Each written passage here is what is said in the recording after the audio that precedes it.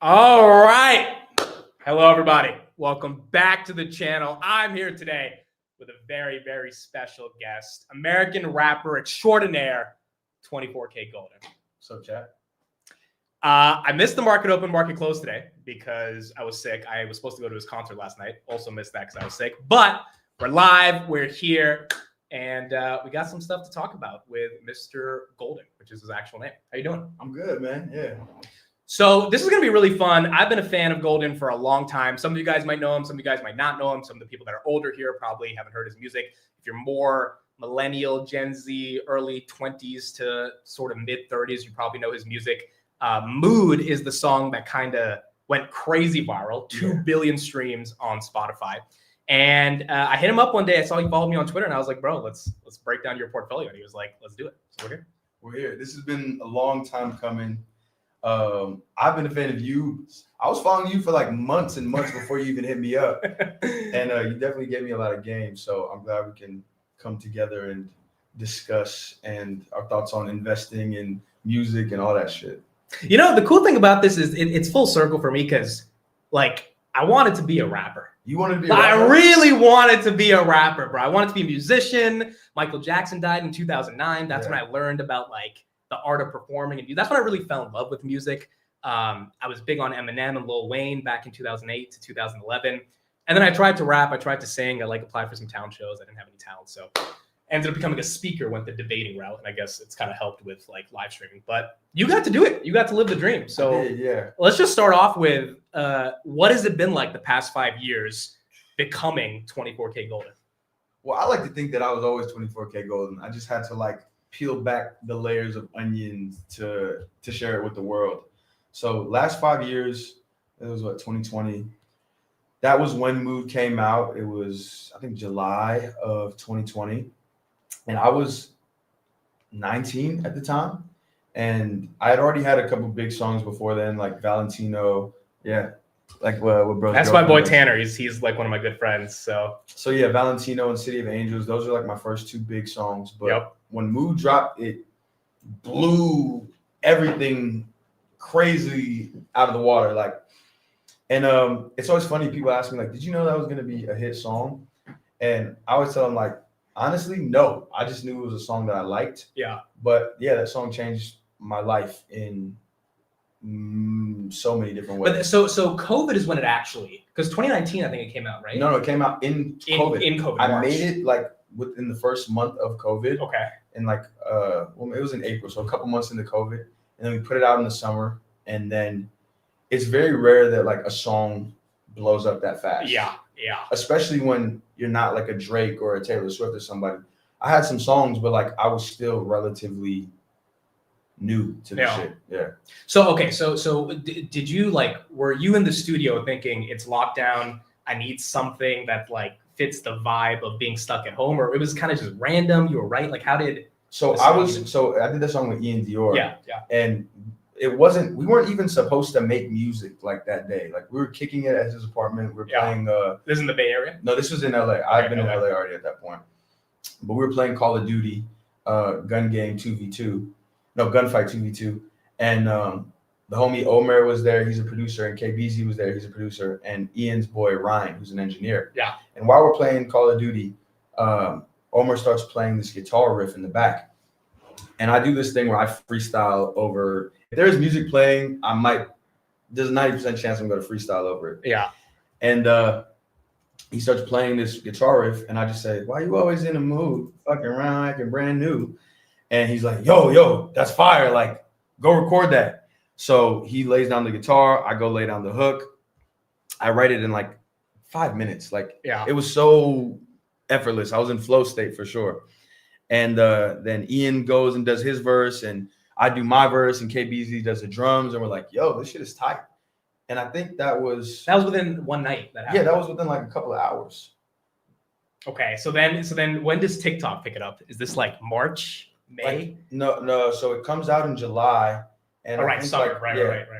We dropped a snippet of it the day we shot the video. It got like 100,000 views in like a couple days, and this was pre-reels too. So people were really, the algorithm wasn't like pushing the reel directly to you. People were like sending it around to their friends, and then it picked up steam on TikTok within like a couple weeks. There was a dance.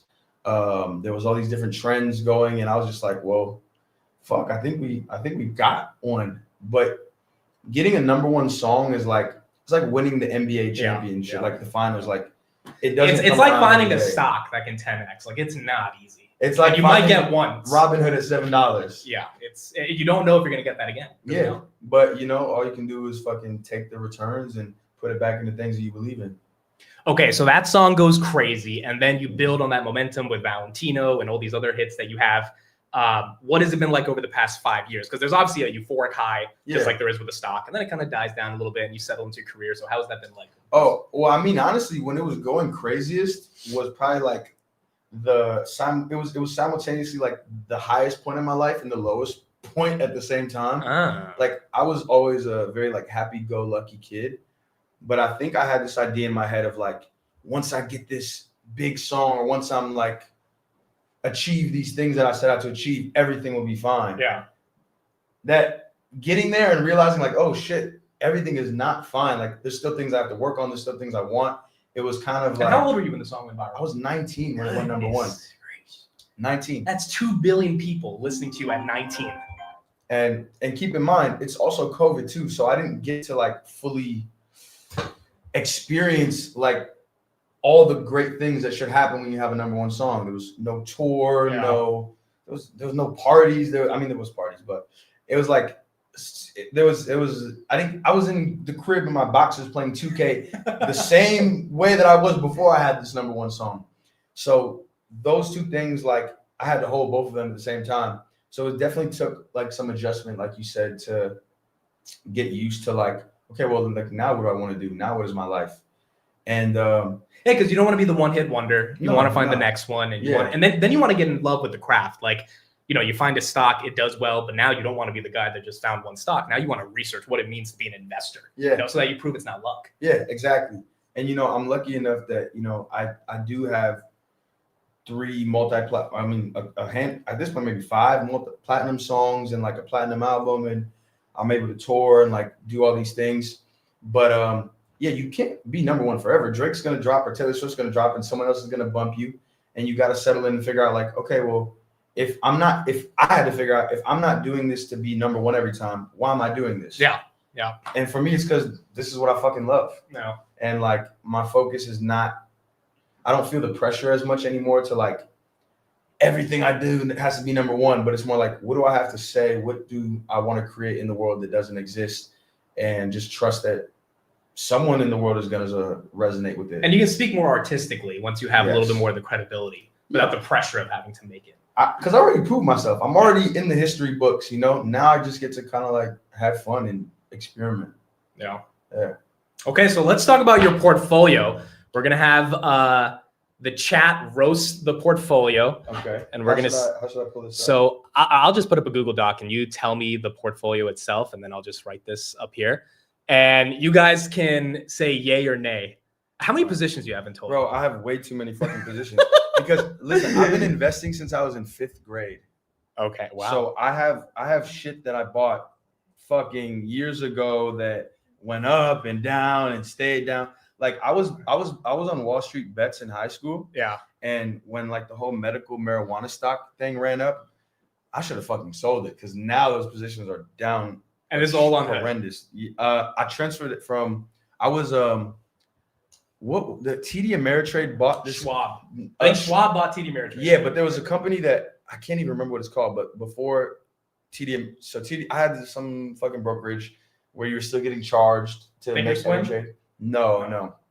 Then TD bought that, then Schwab bought TD, but I transferred everything to Robinhood and got my little like bonus earlier this year. So we'll go in one by one.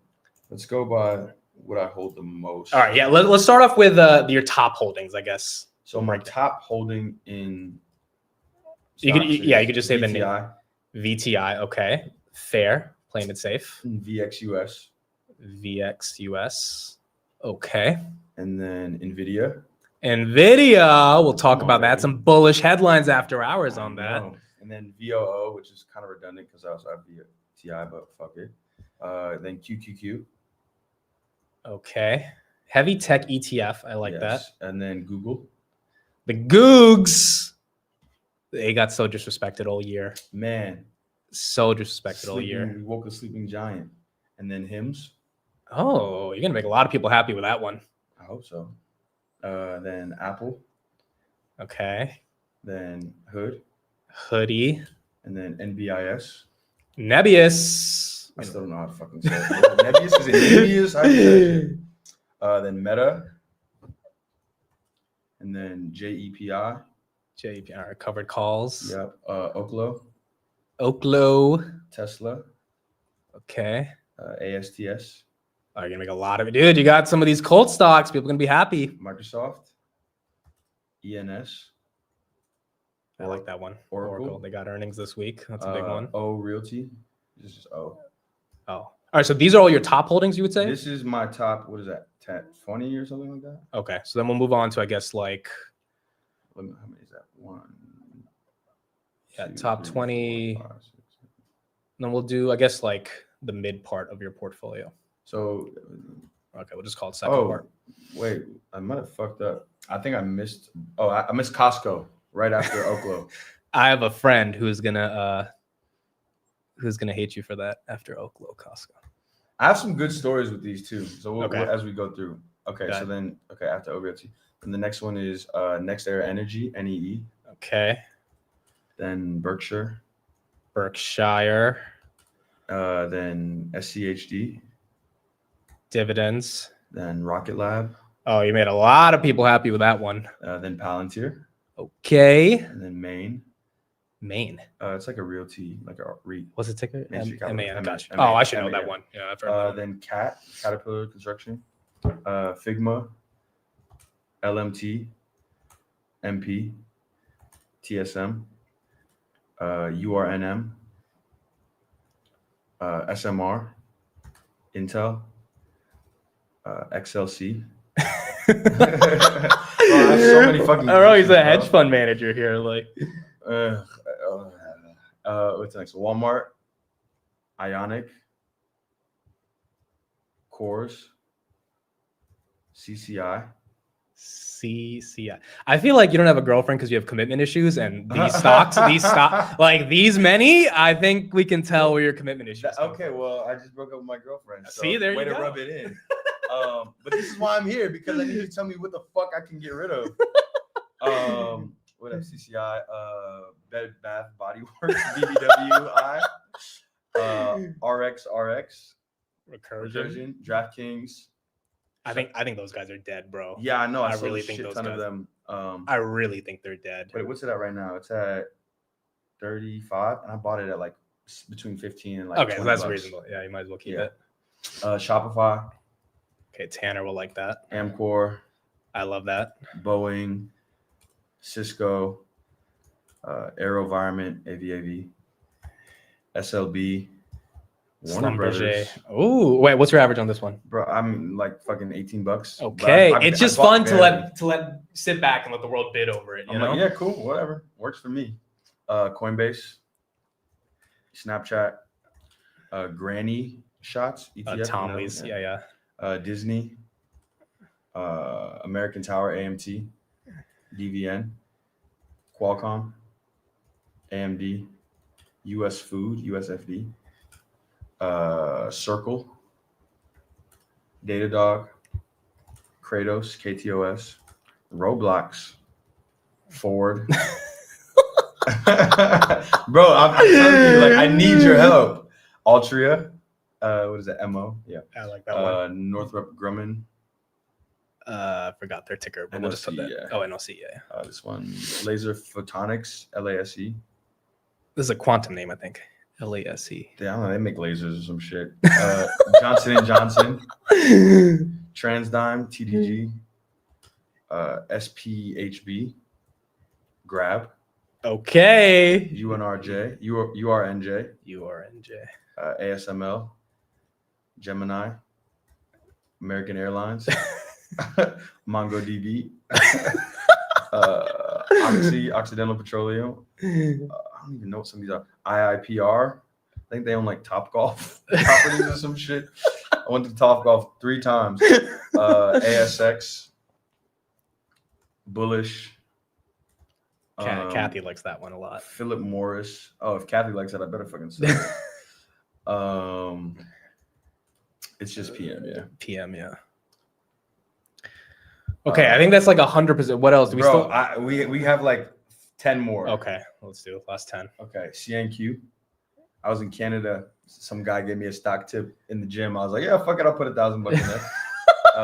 VKTX, VRT, LAR, SE, COP, TT, CELH, CE Celsius. Okay. yeah, AEM, ON, LAC, Path, BBIO, Soundhound, ABR.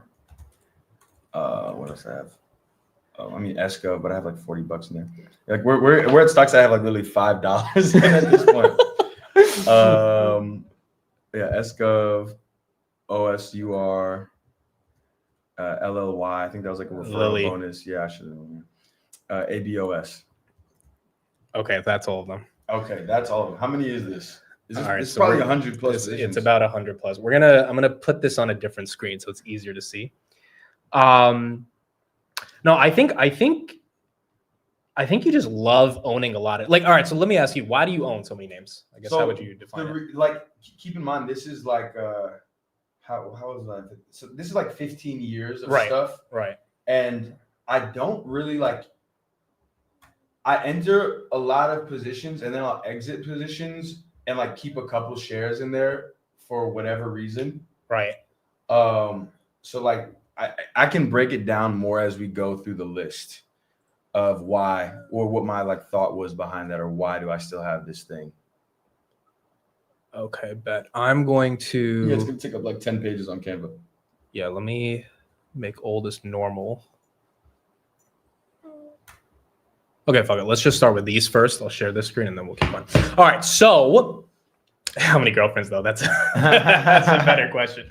Okay, so let's start off with your top one. So I guess and guys, if you have any questions in the chat, put them in the chat and we'll ask them. But let's start off with these. So NVIDIA. When did you start buying that one? How do you think of kind of the AI revolution? What do you think about this whole AI bubble thing? And so I guess why do you hold it? The first time that I bought NVIDIA was maybe like 2018, 2017. Okay. And my dad was like, yo, like my dad was the one that got me into investing. And he was like, yo, I put, because I was on a custodial account for a long time. He was like, I like this company. They're like making these graphics cards, which didn't have the same use case that they did now. But he was like, computers are going to be bigger, so you should probably have some of this. And I was like, okay, all right. And did your dad work in the computer world or anything like that? I mean, no, not at all. But he's just like is an avid researcher of stuff. Also, do you have a USB-C charger? Yeah, right here. Thank you. Let me tap in. So that was the first time I bought it, and I think my average cost is like, what is it? $94 now. I added a lot when it had its like first initial run up, and then when it had that big dip down to like the 90s, I added a shit ton more. DeepSeek. Yeah. When the DeepSeek thing came out, because I was like, okay, I think this is an overreaction by the market, and like, wow, because DeepSeek basically just made it cheaper to run these LLMs. Yes. Right? 100%. So the thesis was like, oh, well. I mean, more demand, not less demand. Yeah. So that was my thing. Like, people are still going to need to buy these cards. And if it's making it more accessible, there are going to be more people that need these. Need these. Yeah. So that was my thought on that. Okay. So this whole like AI bubble thing and like, you know, the world kind of resting on NVIDIA's shoulders. How are you thinking of? Like, does it make you want to sell your NVIDIA, or does it make you? I mean, no, not really. I think it would be foolish to expect that any stock is just going to go up forever. But I think the way that things are going, AI in some shape or form is going to be a big part of the future of the world. Right. And like, just because there was a .com bubble doesn't mean that the internet didn't revolutionize the world. Right. It's just in the moment there were some there was some shitty tickers. Yeah.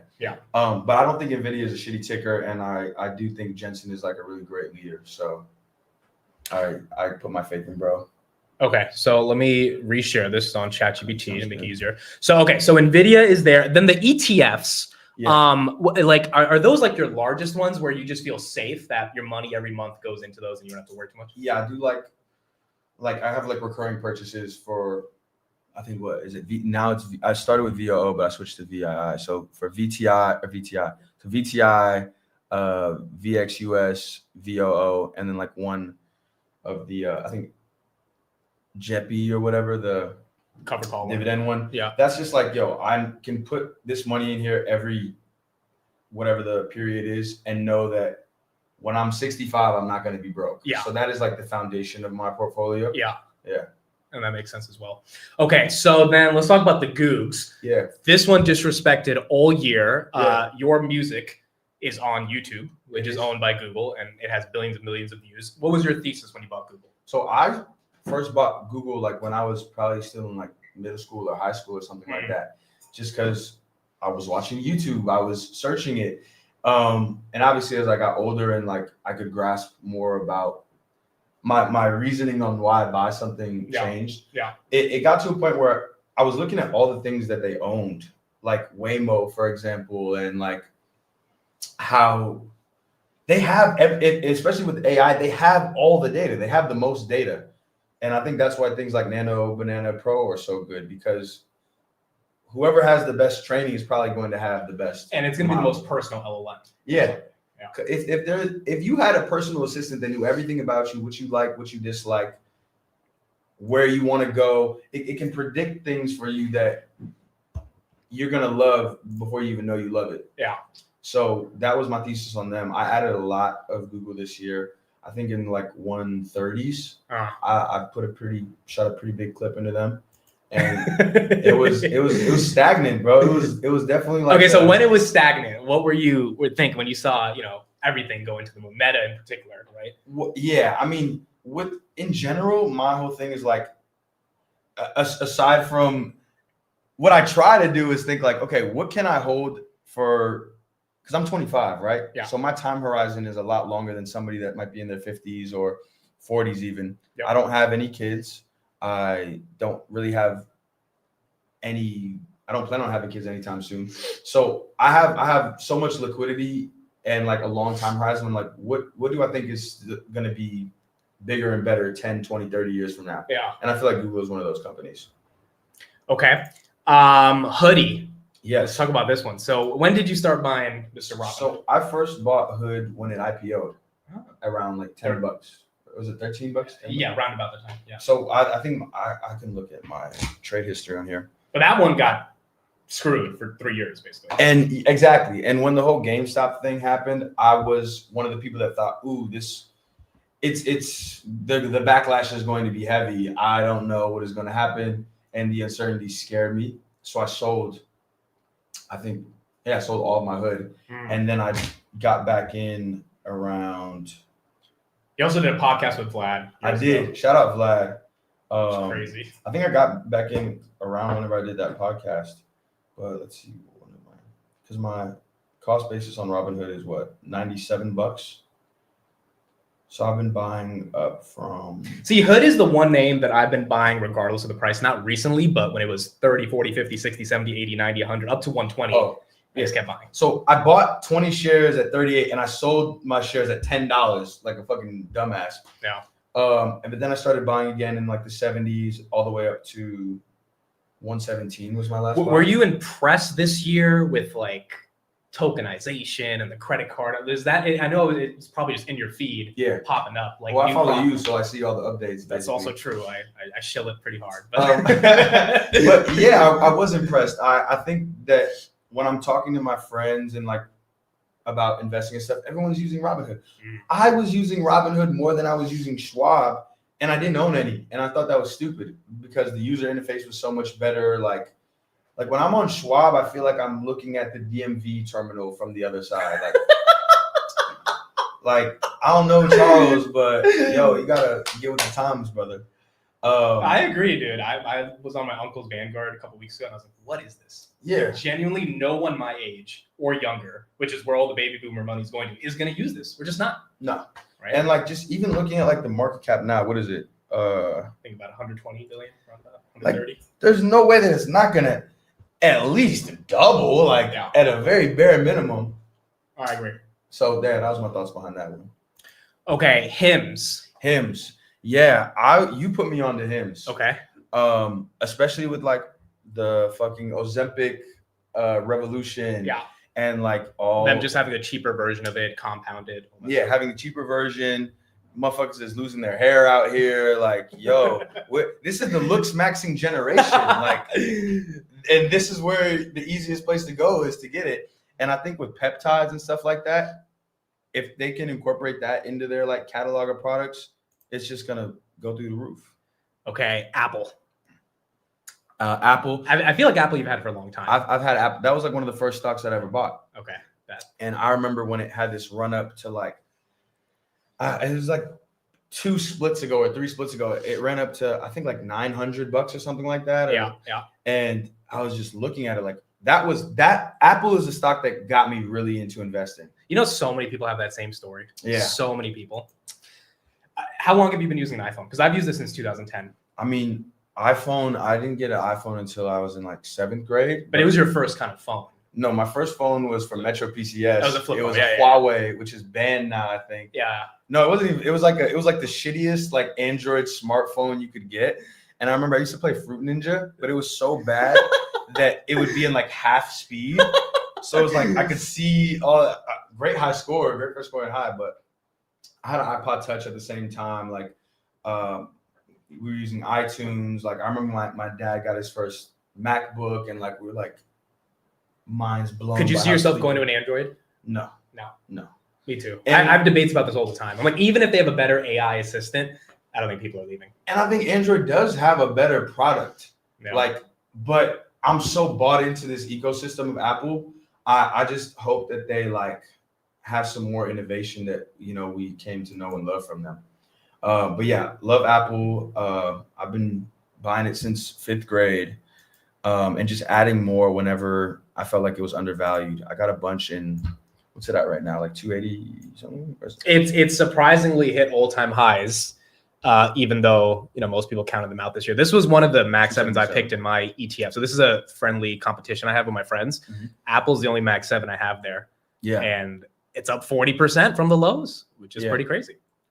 Which is great. So my average on that is like $1.17. $1.17. Oh no, 117. Oh, 117. Yeah, now, yeah. I was like, damn. No, I wasn't alive when it was $1. I was like, that's early. Okay. Meta. Is this a recent pickup or this has been for a minute? Meta was more of a recent pickup.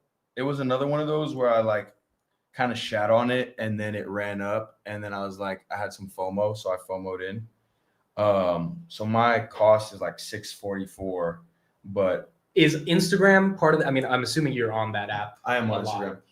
I am on Instagram a lot, probably more than I should be. Why? I mean, just for like work, and then you get in those like reels, doom scroll loops, and TikTok is been over flooded with ads now. Like I counted the other day, and I went like 12 scrolls, all with a shop link in there of some fucking hair care or some fucking push-up board or whatever. And it's like Chinese shit from it's Temu. Temu, yeah, it's just white label Temu. It's the new like FBA Amazon finesse.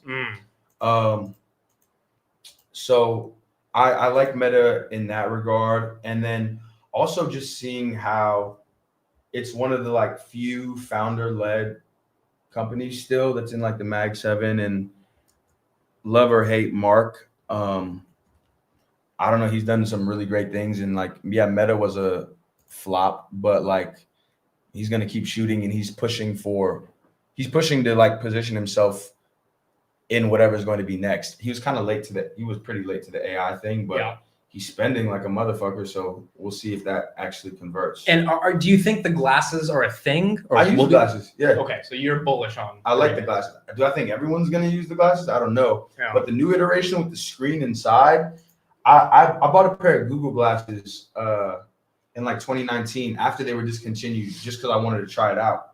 Now I could never figure out how to get them to work. Yeah. So I never used them, and I like broke them the first time I actually went out the house with them. But I think the Meta Ray-Bans are like the sleekest form of that. Right. Like you're not gonna look like a dweeb with those on. Okay, so let me ask the chat this question. We'll get into some of the other tickers we have, but looking at all of these, if you had to I'll put you on the spot. Let's say we're going to condense it to 10 tickers. Oh, 10. Yeah, I'll just put this on my notes app right here on my phone. If you had to pick 10 out of all these, and in the chat as well, guys, if you had to condense, so take a minute, look at all these names, because I have around 10 to 12. I think most people in the chat have 10 to 12. I have a friend named Steve. He probably has a couple hundred more positions than you. Jesus so Christ. you're like a mini Steve here. But if you had to boil it down to 10, because I think as a portfolio manager, it forces you to figure out conviction, but also balance massive upside with safety. Yeah.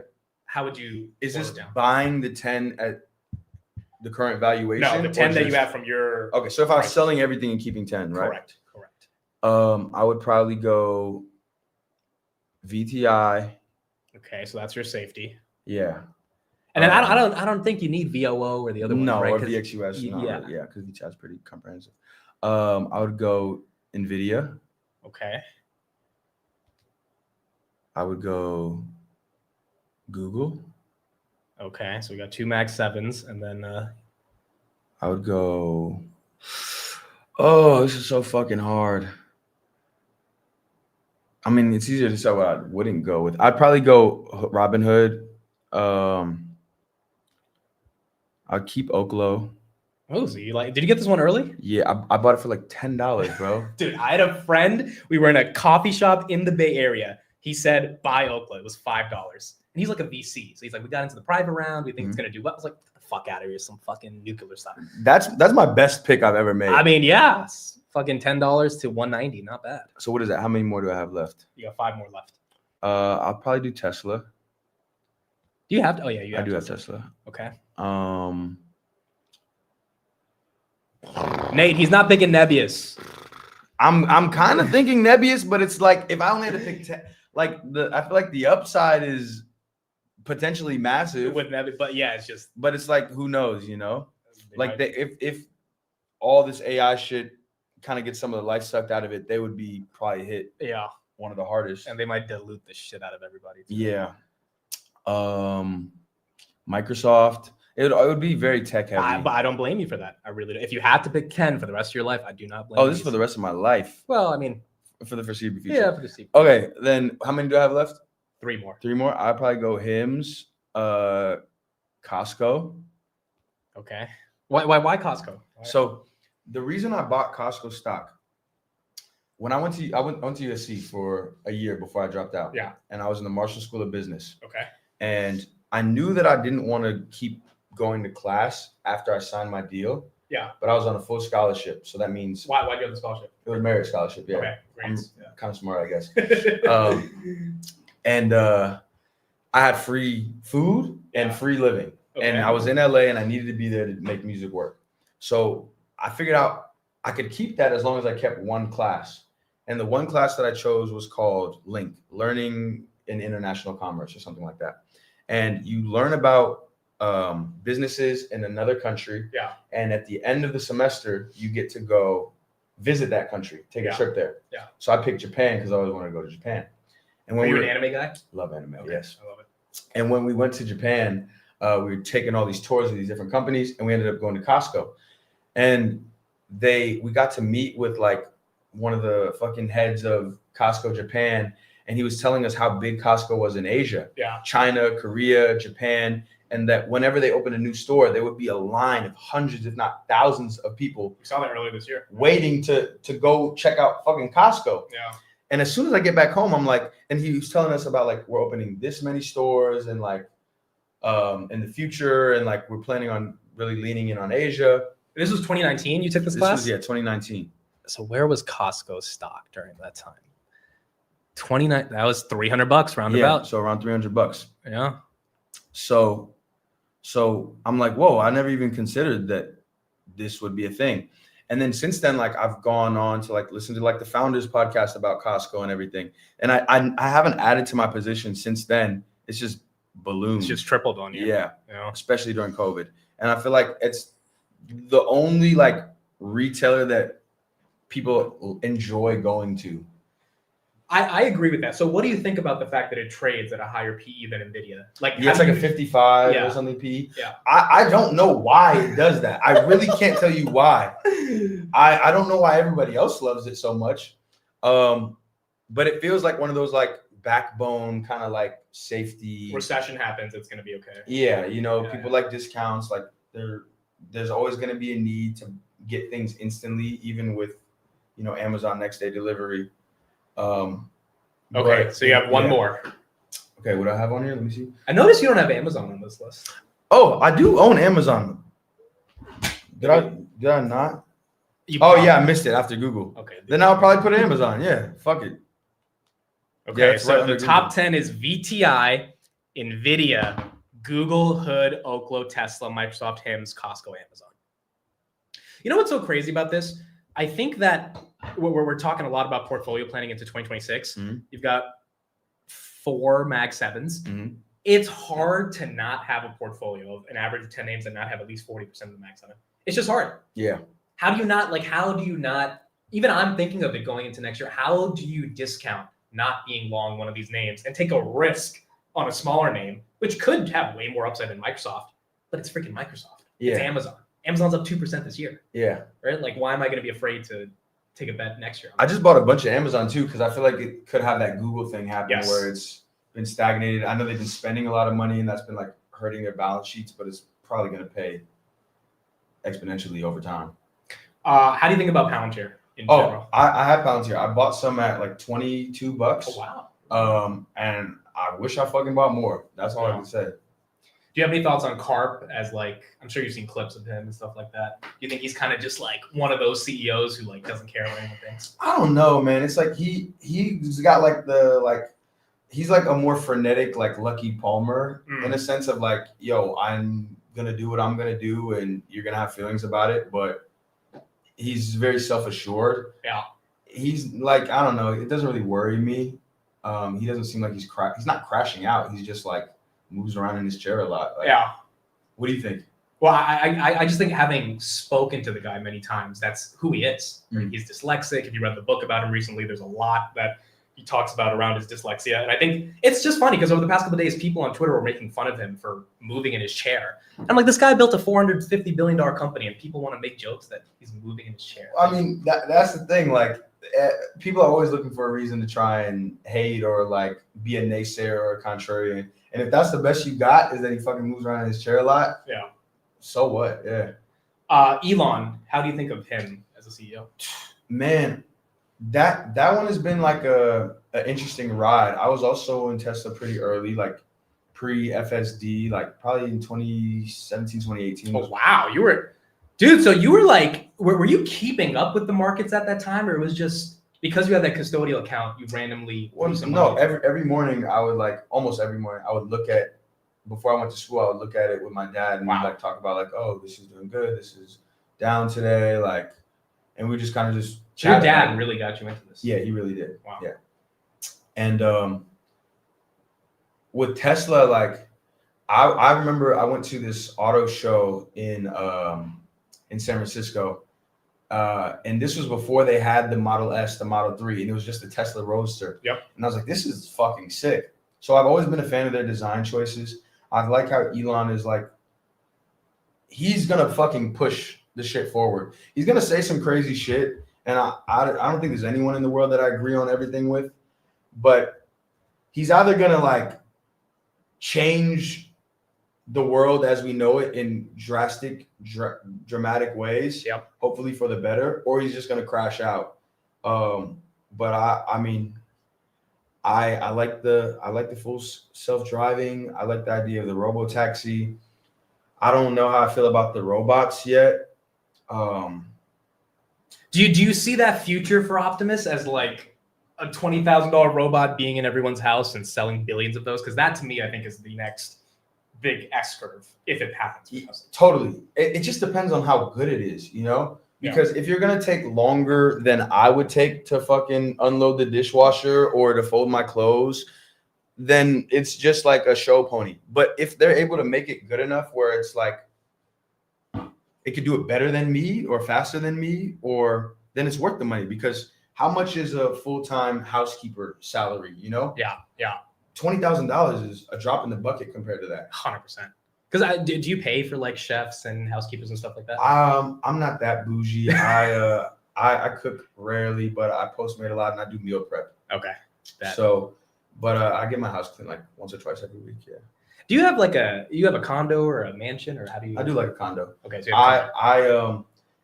I don't want to really buy any property because I feel like, especially in California, with the fires, the crazy insurance prices, like with rent, I know that this is the max that I'm paying every month. Yeah. With home ownership, the mortgage and that's the minimum you're paying every month. So I think a lot of people hate this take, but it's funny because I'm 28, you're 25. I have the same exact. I'd rather rent, and people hate hearing that. But if you really dive deep into it, it's not that crazy of a take. No, like I'm sure you've seen like the New York Times rent to own calculator. I'm like, yo, I'd have to stay in this place for like 20 or 30 years to make it. I have to buy a home and stay there for 20, 30 years to make it. And you're traveling so much. Yeah, like so what's the point?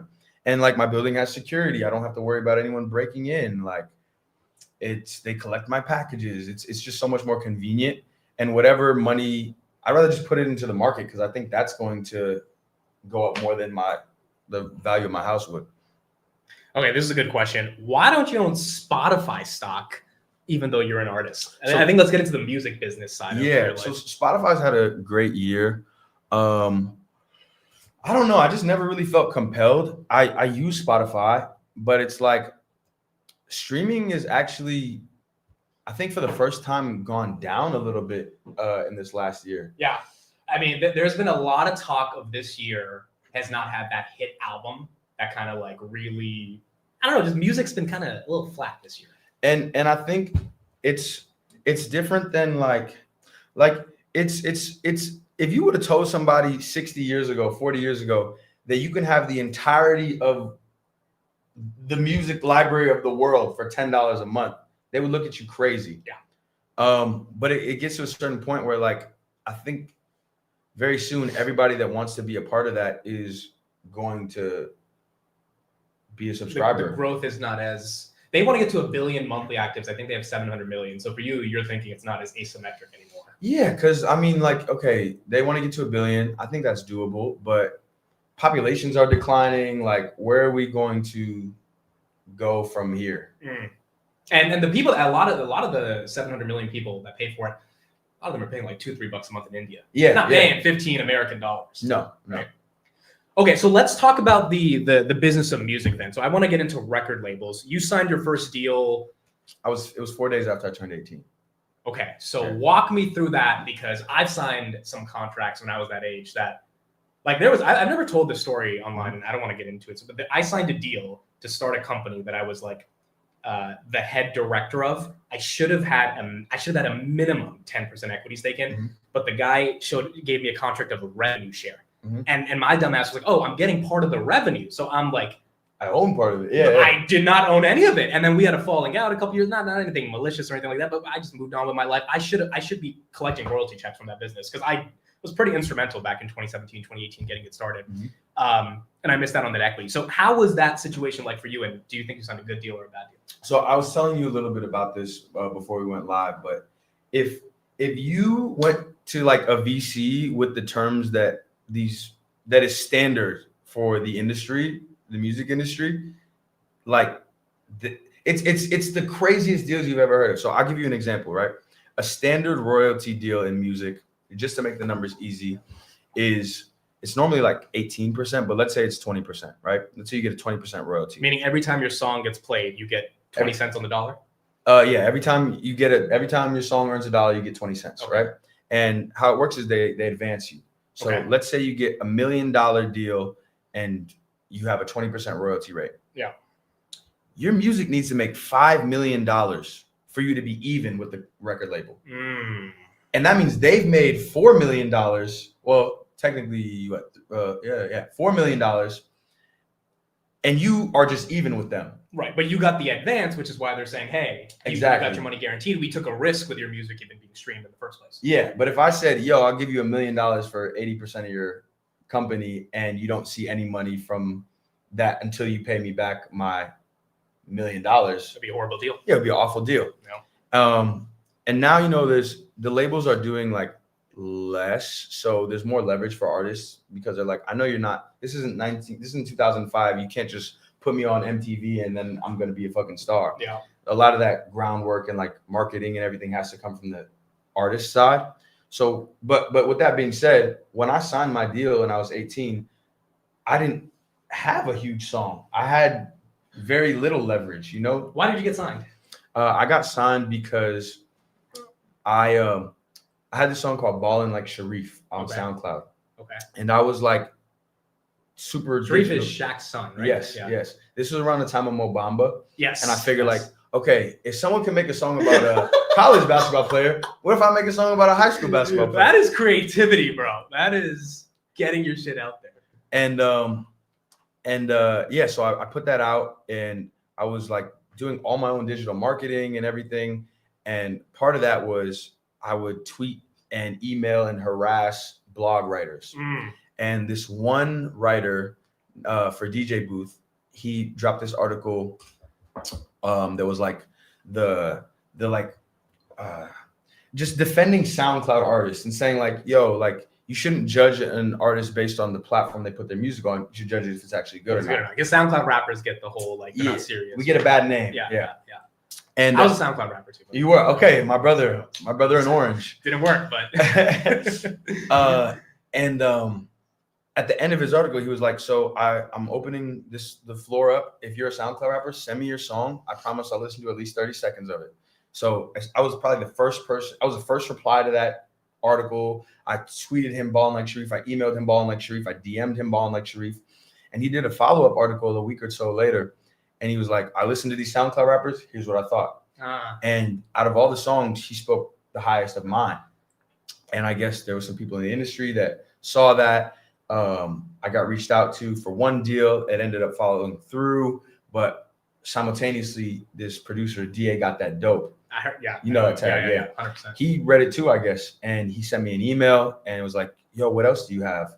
And I sent him Valentino. And he's like, yo, this shit is insane.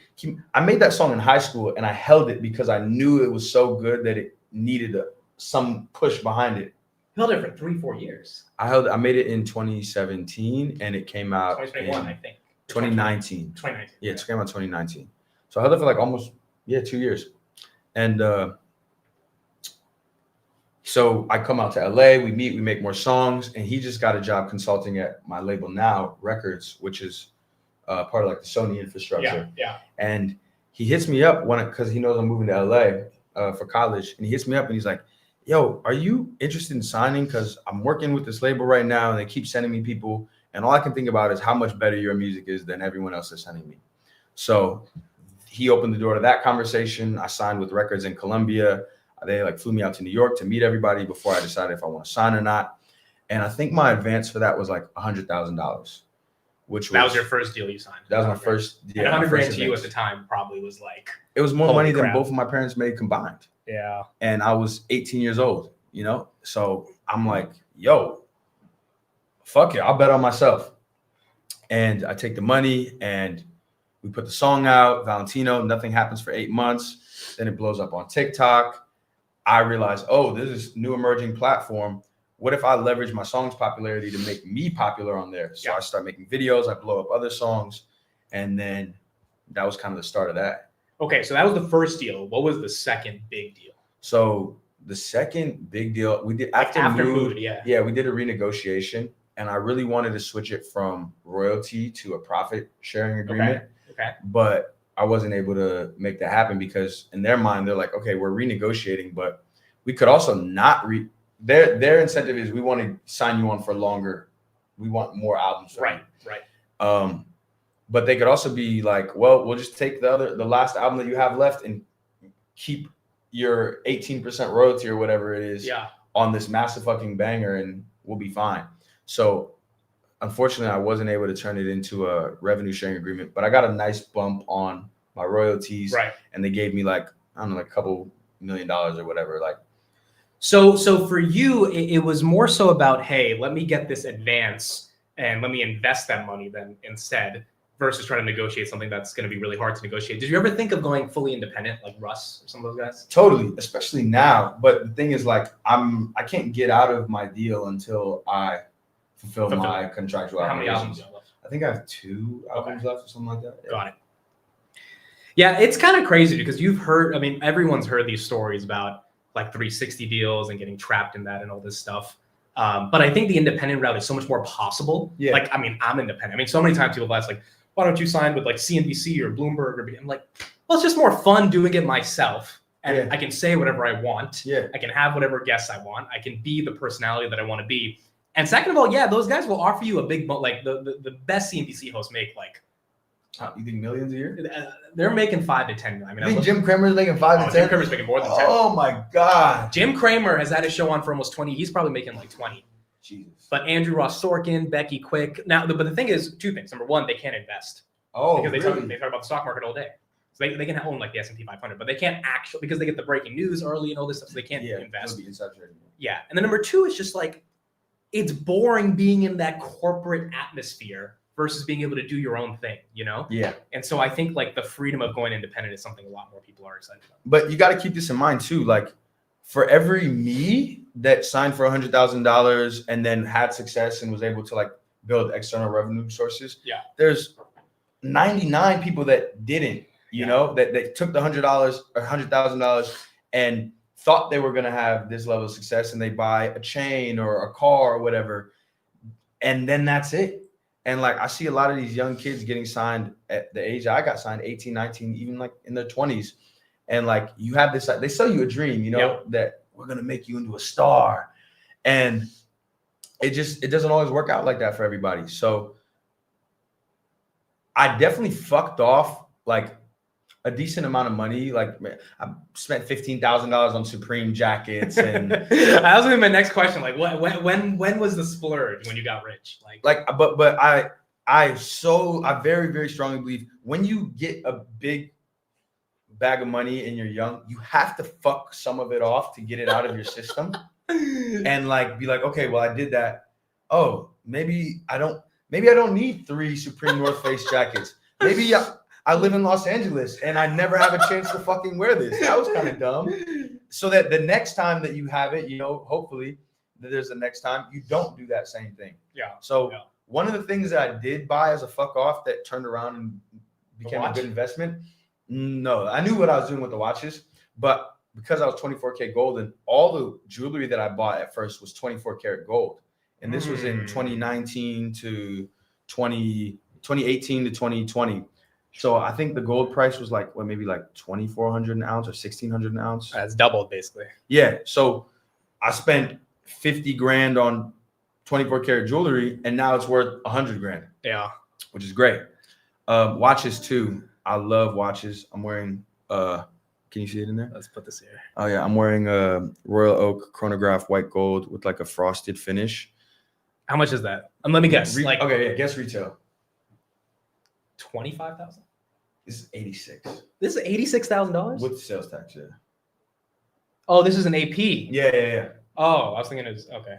So nice watch. The market is definitely like dumped since the crypto scammer overnight millionaire like phase of 2021. But what market is dumped? The watch market in general. Real crypto affected the watch market. Well, yeah, because all these people were getting crazy checks off crypto, and that's why you have these like kids in Miami with full Chrome Hearts, AP, whatever the fuck. And but at least I know that whatever I bought this for, because I only buy for retail, I'm going to be able to get exactly that back, at a bare minimum. Right. So I have a couple watches. Yeah. Okay, so this is a good question. How much did Mood make? 2 billion streams. So I've never gotten a royalty check from my label on Mood or just any song. On any song. That's how the deal is structured. Because whatever they've spent. Because they gave you promotion or videos or whatever, I have not made 5 times, which I probably should do an audit because that seems a little Yeah. off. But they gave you a few million in the beginning to, Yeah. which to be honest, I've heard it's like $2 per every 4,000 streams, something like that on Spotify. Yeah, and then for every 1,000,000 streams is $4,000. Okay. In between master and publishing. Okay. So if you theoretically break down all the things you'd have to pay after 2 billion streams, you probably end up with a couple million left. Like dollars or Dollars. streams? Yeah, dollars. Yeah, but then like I did dumb stuff like I had like a $250,000 music video. So now that's another It's factored 1.25 million on my balance sheet that I have to earn against. So it's like I probably will do an audit soon just to kind of get some clarity on that. Yeah. But So I never expected to make any money off of the actual records until I'm out of that deal, and then this back catalog over time, because Mood is going to stream probably forever. Yeah. And then I get my masters back and everything. I can do a catalog sale and whatever. Okay, so that's I'm happy you said that, because a lot of rappers and artists I'm realizing are starting to say screw the music, the distribution of the music is what I'm going to use to then go on tour, sell merch. Sell merch, yeah. So touring, how is that? Is that a lucrative endeavor for you, or? Yes and no.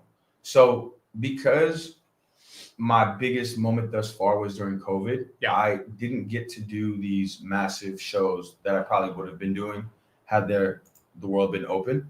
Yeah. And even more than that, like I didn't get to connect with a lot of people on a human basis. Yeah, on a human level. I didn't get to shake the hands and kiss the babies and like see the people that were actually impacted and like appreciate my music. So it's part of the reason we started doing meetups this year, as I was telling you, like just to like, be in front of people and see what impact the content's having. Yeah, and it's one person sharing a story about how my song helped them get over a breakup or kept them going during the pandemic or whatever it was. That's worth 1 billion streams alone to me, like how it makes me feel. Right.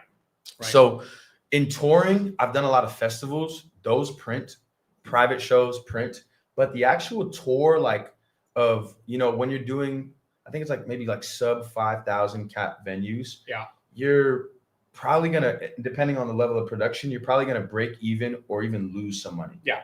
And that's just because, you have to carry a band with you and security. You have to pay all these expenses. And then you also have to pay your business manager, your lawyer, your agent, your manager. And so the real money comes from like selling out Madison Square Garden. The real money that's the Taylor Swift shit. Like if you're doing arenas or stadiums or even amphitheaters, you're going to make a good amount of money. Also merch. People buy merch more at shows than they do online. So you sell 1,000 hoodies for $30. That's actually 30 grand in your pocket. Right. But the festivals are really good to me. And then with my publishing deal, because music is monetized on 2 different layers. Yeah.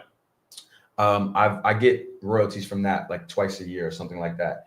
And so do you own your masters for the music, or the label still owns it? So I own my masters, but they have a license to exploit them for X amount of years, and then they'll get reverted back to me. And that's what we've seen deals with, like Justin Bieber sold his catalog for 200 million, Future sold for 80 million. So one day in the future, you think you'll be able to get that exit essentially. Yeah. Like a startup has an exit. I could sell it now because I own a portion of it. Like my royalty or whatever is like, I could sell that revenue stream. Right. I could sell my publishing, but like, I don't know. It's, and I've gone back and forth on this. Like, let's say, I think someone offered like 10 million or something like that. Right. Is that, if I got that money, I could invest it and probably see greater returns. But there is something about like the safety of having this. It's like your actual house. Yeah. Coming in every year. And like, okay, I know I'm not gonna have to liquidate a position or like worry about bills or something like that. Someone was asking that. Do you take profits on these stocks, or do you kind of just like with some of them? Yeah, like I took profits on Oklo. I've taken profits on a little bit of Palantir. I think because when you've got money coming in and you're not using the portfolio to pay your bills, it's easier to just buy it and like not forget. Right. Sit and forget. Let's see, what do I have? So like can I see if all time? All time, I've only taken $21,000 of profits. Wow. And this was just taking money off the table of things that I thought were like a little overhyped or Yeah. overvalued. Like my DraftKings, I sold that because I'm like, yeah, Kalshi, Robinhood. We'll talk about that. They're gonna eat everybody. And then I sell losers to like offset tax stuff. Yep. What else did I sell? Like Oklo, bro. I 22x'd on this, so I'm like, yeah, I'll take some profits off the table. Why the fuck not? Yeah. No, it makes sense. If you've got money coming in, then you don't have to stress too much about it. So okay, so then let's talk about this one because you got a lot of questions in the chat about this. About what? A Bitcoin? Crypto. Yeah. How big are you, bro, into BTC? I was buying Bitcoin in 2015 and 2016. Of course you were. And but I was a minor.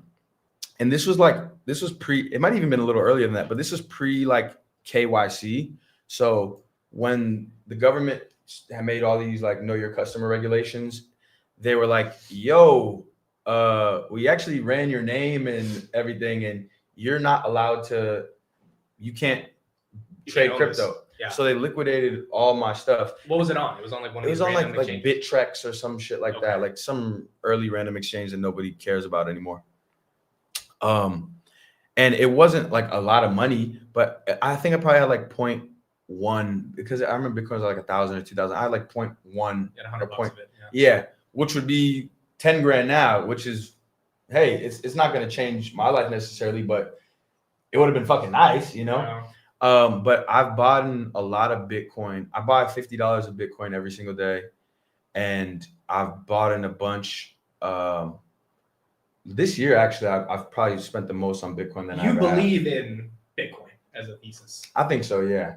I'm curious as to like what this quantum situation is going to do with everything. Mm-hmm. But it's my understanding that if enough of the holders, like there can be some merge or some way to bypass it. Yeah. Honestly, I have no idea. I don't know if quantum's gonna fuck it or not. If you know in the chat, if you're smarter than us, tell us, please. But yeah, Bitcoin, Ethereum. I bought a bunch of Zcash because I saw Naval tweet about it at like $111, and I sold some. No, did I sell any? Zcash is something I haven't looked into, but it's gone pretty viral this year. The narrative is basically like Bitcoin, but private. But private, right? Yeah. Which is like kind of antithetical to the public ledger of the blockchain. Yeah. Okay. But I don't know. You got all these crypto scammers that got to launder their money somehow. So whatever. But even I saw it go up to 700. I thought about selling it. I didn't. And then it's sitting around like 380 or 360 right now. So I tripled up already. So I'll kind of just let that one ride. The worst one though is Dogecoin. I put $200 into Dogecoin or some nominal amount of money at like a fraction of a cent. Yeah. And I sold it one day just because I was bored. Like I was just like, oh, well, whatever, fuck this. If I had kept that, I would have had made 250K at its peak. That is one of my that is why I have 100 tickers, because I don't want to experience that again. I remember May of 2021. That's when Elon went on SNL, and yeah. Well, that was when it dumped. Yeah, after you went. That right when it. Yeah. You know. What about ETH? Do you care about ETH? I have ETH. I mean, that's been the most stagnant fucking thing in my entire crypto portfolio. Yeah. Like I just finally got profitable again. I think this year, when it went past like 2,200 or something like that. Yeah. But I'm just like, yo, move. Like, do something, you know? It really has been stuck. I think people are so excited about BM&R because they're like, Tom Lee's going to actually get the world to care. But yeah, we got to see. You know, I think it's like definitely the most versatile in terms of like use case. I just don't think that the things that can be built upon it have achieved like peak popularity or peak awareness or utility yet. So until that happens, it's kind of just gonna follow Bitcoin very, very, very slowly. Okay, I have a couple more questions, but guys, if you have any specific questions in the chat about music, his life, stock market, you put in the chat and we'll get into them. I want to ask you this one. Yeah. Prediction markets. How big of an industry do you think this can become? I think it's going to be huge. I bought DraftKings because I had a sense that gambling was the future of America, I guess. Why? Well, I think there's so many people our age and younger that feel stuck. Financial nihilism. Yeah. That thesis is becoming a big thing where people in their 20s are feeling the system broke them and they're just YOLOing it. Because that's a sad story, but nonetheless, it's happening. And I think that's the only way a lot of people feel like they actually have a chance of having a windfall, you know? Like, you got these boomers spending these kids' inheritance on fucking world cruises and shit. They're not gonna have anything left when they're done. And like, even just with my friends of sports betting and how into it people get, if you can bet on when does an album come out, am I gonna say Bitcoin on this stream? Like, it's entertainment and the possibility of financial freedom all baked into one.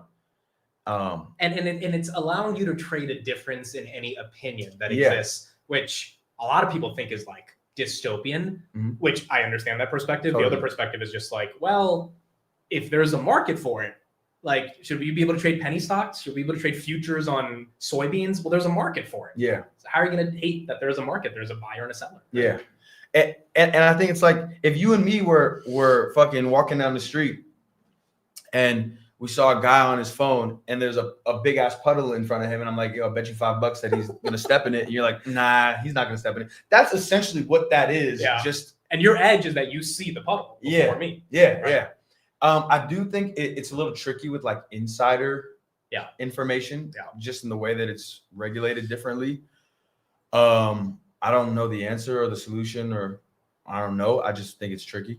Vlad was on a podcast recently and someone was talking about sports betting, and he was like, instead of paying $374 to make $100 on DraftKings, I would rather bet, yes, the Patriots are going to beat the Giants. Yeah. And I'm going to take that 78 cents bet, because if I win, I get $1, which is a 20% return. Yeah. Like, psychologically, I think a lot of people are realizing, no, I'm not going to go through DraftKings and bet the over and under, where the house already has their built-in VIG. There's no VIG in the prediction market. No. Someone thinks it's 20 cents, you think it's 80 cents, and you think the Patriots are definitely going to be the Giants, which they destroyed the Giants. Boom, that's a 20% return for doing nothing. Polymarket makes no money, right? Polymarket doesn't make any fees. They have the biggest ads or whatever, or what? So Shane said they don't make money. I'm pretty sure they're going to come out with a coin, and the coin is just going to be like the value exchange. But unlike Robinhood and Kalshi, they don't take a fee, which is why they have the biggest market share of the entire. So wait, so if they make a coin, right, then the coin will fluctuate in value, or what? Yeah, I mean, like, I think it'll be called, this might be guessing, the Poly coin.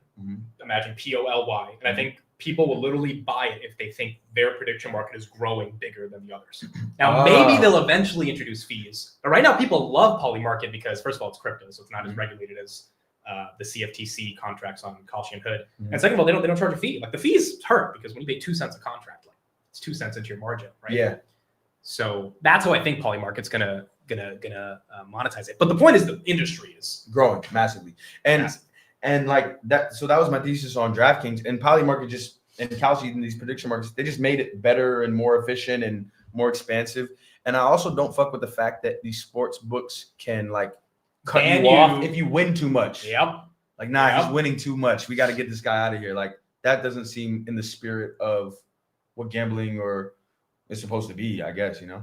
Yes, I agree. Like, because if you're beating the house and then the house gets rid of you, that's the number one reason I think prediction markets are better. Robinhood's not going to they don't have an incentive to get rid of you if you're winning. Yeah. They just collect a fee. They don't care if you keep winning. Okay, you're winning, great. But DraftKings, like, even on their Q3 earnings. I'm going to sell all my DraftKings right now. Fuck this. Put the order in. Dude, on their Q3 earnings, I couldn't believe this shit. The CEO, Jason, was like, he said it in a very, like, intellectual way, but basically it came down to our customers won too much last quarter. Yeah. And then I'm listening to this, like, so he's basically saying our business model collapses if our customers win. Which is like, yeah, like, okay, so yeah, I don't fuck with that. I don't fuck with that. Trade options? No, don't trade options. It just seems too complicated and time intensive, and like, I don't. The risk to reward is like, especially very high. Yeah, that's like legit gambling, to be honest. Yeah, I've seen people make millions on Wall Street bets, and I've seen them lose millions on Wall Street bets, and I'm like, okay, I'd rather just buy companies that I believe in, all 98 of them. Under 98 of them. What's the largest crowd you ever played in front of? 80,000 people. Where? Outside Lands Festival. Wow. I was a headliner there in 2022, I think. And I remember standing on that stage and looking out into the crowd. And this is I grew up in San Francisco. This is the festival that I snuck into dressed as a fucking construction worker in high school. And a couple years later, I'm on that stage performing and looking out into the crowd. Oh man, I've never seen that many people in my fucking life. Like it just went back endlessly and endlessly and endlessly. It was. How old were you? I was maybe 21 or 22. Dude, that's gotta be like, because the story you described about sending the emails to the blogger for SoundCloud, like a lot of kids don't have that hustle at that age. Like a lot of kids don't have that hustle to like do what you did, not knowing if it was gonna work. From my side, it was like really bullish Palantir, made many videos every single day. For 2 years, the stock was stuck, but like you kept going, and eventually, you took the risk, and maybe something happens. Where do you think that hustle came from? So, I think it came from where I grew up. Like San Francisco, as we talked about a little bit, is this. There's rich and there's wealthy, generationally wealthy, and San Francisco has the poorest of the poor and the richest of the rich. And my I'll tell you a little about this before. My childhood best friends, my first friends, are twins, and their dad is Dan Niles, which is crazy, bro. So one of his Dan Niles is like my godfather. His godfather is Uncle Dan. Is Uncle Dan Niles, who is a little bearish sometimes when we see him on CNBC, which is hilarious. But the beautiful thing about that is that people can connect across socioeconomic classes in a way that you might not get in the suburbs where everyone's making about the same money or whatever. And growing up, I remember we would go to their house and they had a massive playroom. They had a wooden pirate ship in the backyard. And I loved going to their house and I loved hanging out with them. And like, it wasn't what I had. And I was happy with what I had and like grateful for what I had. But you can only want what you see, and what you understand. And once I was old enough to like ask, like, wait, so why is your crib so fat? Yeah. And he was like, oh, well, I'm in finance. I'm a hedge manager, fund manager, da da. I said, okay, well, that's what I want to do. So my whole plan before music was to get into finance. Like money was motivation. Yeah. And I did genuinely have an interest in business and investing and like being able to, I don't know, kind of put your money where your mouth is. Yeah. And like notice things and observe things before other people and see the value in things before everyone does, which has carried over a lot in the music as well too. But that was, I forget what the initial question was. Just like what motivated you to grind as hard as you did. So seeing that put this battery in my back of like, nah, I got to get this money. And I used to buy sneakers on Facebook groups and refurbish them and do customs and flip them. I used to do Supreme. I was buying watches, gold, little like Casio knockoffs off of AliExpress for $2 each and selling them for $10 to $20 each at these sneaker conventions. Like I was always going to find a way to make money. And I just so happened that music intersected with that. And I was lucky enough and, talented enough to be able to make money doing something I really, really love like that. It's exciting, dude. I mean, to be this young in the industry, to get that #1 hit and then to, turn it into an investment portfolio. How are you thinking of startups? Do you want to invest in like the next OpenAI? So I have. I mean, most of my angel checks have been in consumer facing products because that's where I can be a value add. Yep. But I had my first exit this year actually with Poppy. Ooh, it's a crypto. No. It's a soda. Oh, the soda. The soda, right. yeah. Okay. Yeah, I know them. So was that a good exit? Bro, I 83x'd. Goodness, dude. My first investment ever, and I 83x'd. Oh, this is an interesting website. Yeah. And I put some money in, and then I did some deliverables to get like advisor shares, and that was fucking sick. And like Allison is amazing. Her husband is amazing. She's the founder of this? Yeah, so her and her husband founded it. And they got acquired for $2 billion by Pepsi. When I invested, it was like 24 million or some shit like that. Goodness, bro. Yeah, Pepsi bought them. So that was a great one for me. I'm also in Starface, which do those pimple patches with the stars. Okay. You might have seen like Central C wears them all the time. A lot of Oh, celebrities. yes. Yeah. I'm in MoonPay. There's a crypto one. That's a crypto one. Yeah. What else am I in? And how do you get these? Do people just hit you up? So my manager at the time, one of my managers at the time, he had this idea of like, yo, I have these artists that have cultural capital, and I can get them into competitive. I can get allocations for competitive deals by leveraging the artists, and then I'm gonna break the artist off and let them get into it and get advisor shares and everything. Right. So he was bringing in a lot of stuff. Yeah. Like what else did I have? I did like Hero Bread, like Tom Brady invested in. That one. He's become an icon with his investments. Yeah. You know. But I'm always looking for deal flow. I think I sent you a DM about that a while ago. Yeah. Well, now I have my A16Z thing, so if I find a good deal, then I will definitely send it your way. Yeah, holla at your boy. It's hard to find them early though. Yeah. It's really hard. But if you do, like 83x, that you don't get that in the stock market. No. Unless you invest and literally wait for 10, 15 years. And maybe if you have NVIDIA, it works out. Yeah. But yeah, that kind of return is like crazy. That paid for any other investment that I've ever done. Yeah. And then a lot more. So that was really cool. But yeah, I'm always open and always looking and listening. Have you had any relationships go bad with people that manage you? Like they're taking money under the table or they're screwing you? Like has there been any of that in your life? Just one person in particular I can think of. Because that shit happens, right? Totally. But it wasn't. I didn't get hit like some of the horror stories you hear where someone wakes up and their entire bank account is missing. Yeah. I've been very fortunate to work with great people. It was just somebody that was like just telling me things cost more than they did. Yeah. And I would pay them directly to reimburse them for certain things. Yeah. And then I just had this feeling, and there was like there was some shady shit happening. And when I was like, all right, well, show me how much that you paid for that. Then I got this sob story of I don't know my password. I got locked out of my account. And I'm like, yo, you're full of shit. As an artist, how much do you financially plan based on future grossing music revenue versus everything? Okay, so do you think about your investments as your source of like future revenue, or you kind of think of the appreciating asset that is your catalog?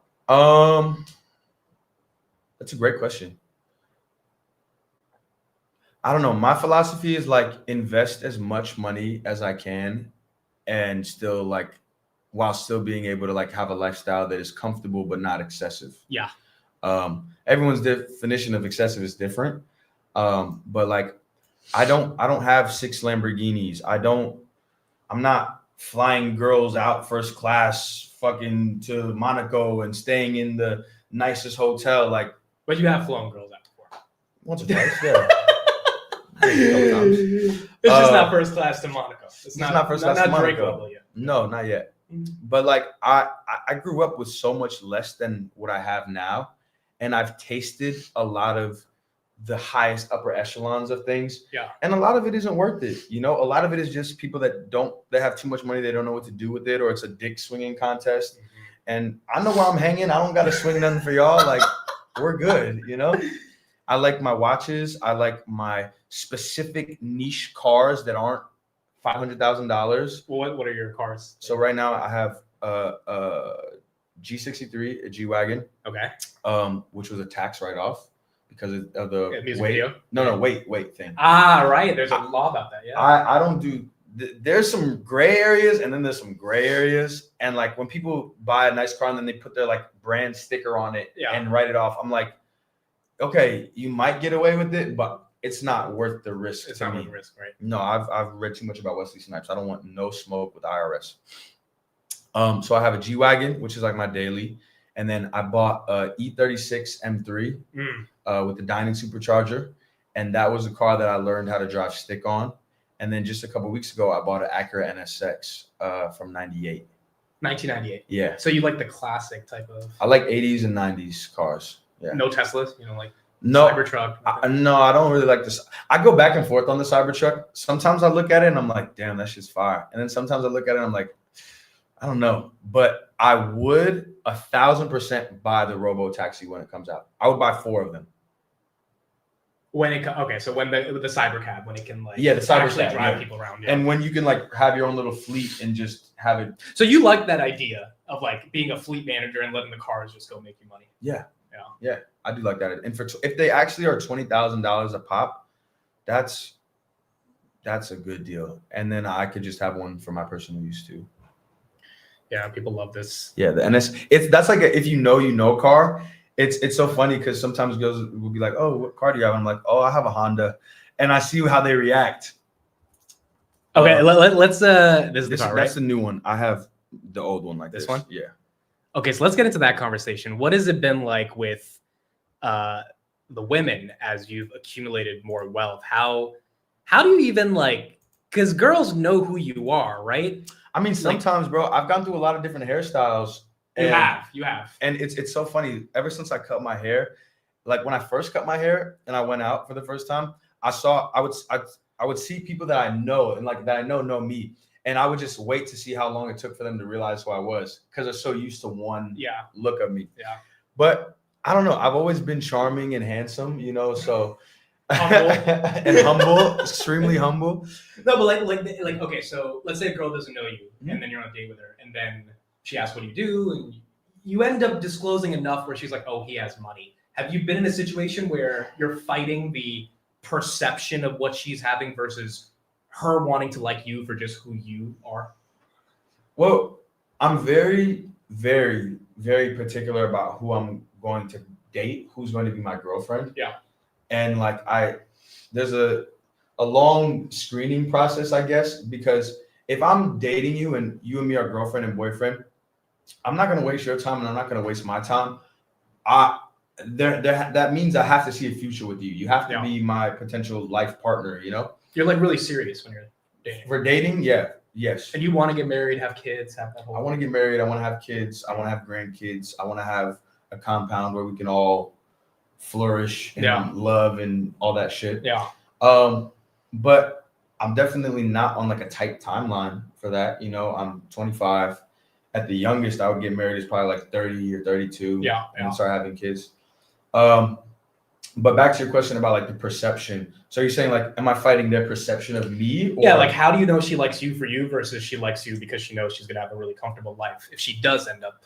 Well, you're not gonna get the comfortable life until like down the line. That's part of the filtration process. Right. I'm not the nigga that's out here that's buying Birkins, and Drake got that. He got that lane fully covered. If you want that, go to Drake. Okay, because I'm a lover and I'm generous, but I'm not a trick. Yeah.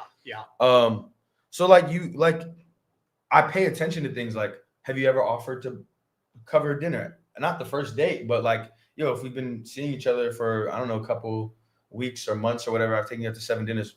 I'm noting. Are you offering to cover the dinner? If we go on vacation, like, are you willing to get your flight and I'll get everything else? Yeah. Like just. And she doesn't have to, but you want to see the intention of it there. Exactly. Right. And then also to go back to your other point of like, are you dating me for just me or for this thing? No one's dating, man or woman, rich or poor. No one is dating you just for you. You are an accumulation of everything that you are. It's facts. Your sense of humor, your physical appearance, your salary, your height. There's perks and drawbacks to everybody, and it's just about like, do you love the whole package of them, and do I love the whole package of you? That's my philosophy about it. Do you think women are attracted to your ambition? I think women are attracted to people that act on their ambition. Yeah, because you've quite clearly acted on it. You've been pretty successful, and I would imagine that has to be a selling point as well when you're having these conversations. I don't know. I've never really been like, hey, so why are you attracted to me? Like, could you give me a bullet point list with sub lists too? So everyone that is attracted to me there's probably some overlap, but there's probably different things for different people, Some people it might be full physical. Some people it might be the idea of being with a famous person. Yeah. So some people might think I'm funny. Like I don't really know what it is, but do you consider yourself famous? Yes and no. Like, did you get stopped often? Are you dealing with all that, or now with new hair? Yes, yes and no. Like, it really depends where I'm at. Yeah. I'm grateful that I live. I have the level of fame where I get some of the benefits of it. Of like, I got to go courtside to the Knicks game for free. That was fun. Like, cool. Yeah, it was sick. Like, I get to, if I have something that's important to me that I want to share with the world, it can be heard, you know. But I'm not like at the level where I can't go anywhere. I have to have a full security with me 24/7, and my ego is not so fragile that like I'm upset if someone doesn't recognize. I can sense that you're a really genuine guy. I mean, I don't think you have that type of ego that's unbreakable. You know? No, I mean, yeah, we've all been through shit. Like, I'm just a human, just like you, and just like whoever's watching this fucking chat right now. Like, I just have a different set of skills, and I played my cards that I was dealt in a certain way, and now I'm here. No, but I don't think, like, a lot of artists have huge egos and they think that they're God's gift to earth. But like, yo, you're not a doctor. You're not actually saving no one's life. Like, don't take yourself so seriously. I think that's fair. I think that's very, very fair. And the ones that don't take themselves the most serious, I think, are the ones that end up being the most relatable to audiences. Who are your favorite artists in the industry? Oh, I love Michael Jackson. I love Tame Impala. I love Future. I love Drake. I love Arctic Monkeys. I love Young Thug. I love Sade. Oh my God, Sade is the best. If this was a music stream, we would do a like songs on Spotify. Who's on your Wrapped number one? So my Wrapped was Young Thug was my number one this year, I think. But my Wrapped is kind of fucked because I accidentally like slept streamed this one album that somebody had sent me to check out. So like Young Thug, The Weeknd, Sade, Drake, and Future. That's my top 5 from this year. Yeah. Okay, I gotta ask you this because I'm always so curious about it. So if you had to name your top 5 Drake songs all time, let's take a look because this motherfucker has like 300 songs. He really is the quintessential artist. Like outside of Michael Jackson, I don't think there's anyone bigger than Drake. No, I really don't. There's not. Worst Behavior. That's in your top 5. Okay. Yeah. Find Your Love. Okay. There's one I really liked off of CLB. The one with Future. No, not that one. The one with Jay-Z. No, not that one. It was Pipe Down. Pipe Down. Yeah. That is one of the best Drake songs. I agree. Pipe Down is amazing. Jungle, is that up there? Jungle is definitely up there. Let me find it. I don't have as much Drake saved as I thought. I think it's just because I listened to his albums at a time. By the way, for those asking where I was in the morning and afternoon, I got sick. Not like infection, antibiotics type of sick. Just, I don't know, guys. Something got me over the weekend. I think I was walking out in the cold, and I just need Tylenol, to be honest.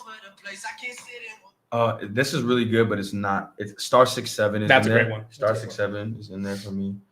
And then maybe probably like an old Drake song. Like that one was the same, I think, is probably his most comprehensive album. Yeah, that was his best. That was like his most album, yes, I think. Yes. Take Care is still my favorite. Oh, Over. This was the first Drake song I ever heard, like 2010. Yeah, never changed my life. Drake made it cool for sensitive light skins like myself to rap. Passion Fruit is goated. Passion Fruit is great too. Absolutely goated. He has too many good songs. You can't just pick 5. Yeah. Dude, it's crazy. Do you just sit back and think like, man? Oh, I guess let me ask you this question. What is the next 5-year plan? Life-wise, investment-wise, career-wise? 5 years, I'll be 30.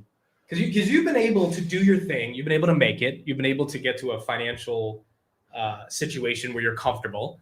I mean, like, where do you think the next 5 years goes? Well, at first it was really stressful, like I said, because I achieved so many of these bucket list items that I had so fast.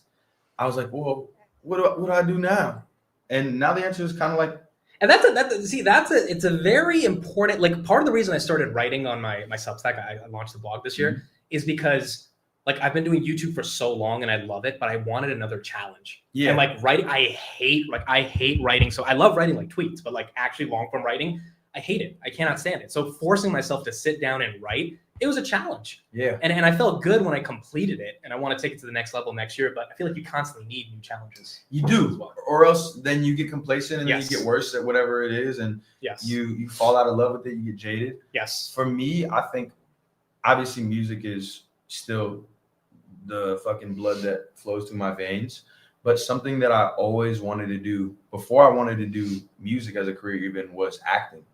I was going to ask you about that. Yeah. I feel like I read some interview before in the past where you said acting. Yeah. So when I was a little kid, I would do these like commercials, and I had a couple of commercials that like were big, like a Blue Diamond Almond one and a Lunchables one, and they were played during the World Series. Wow. And like, I think during the Olympics and stuff.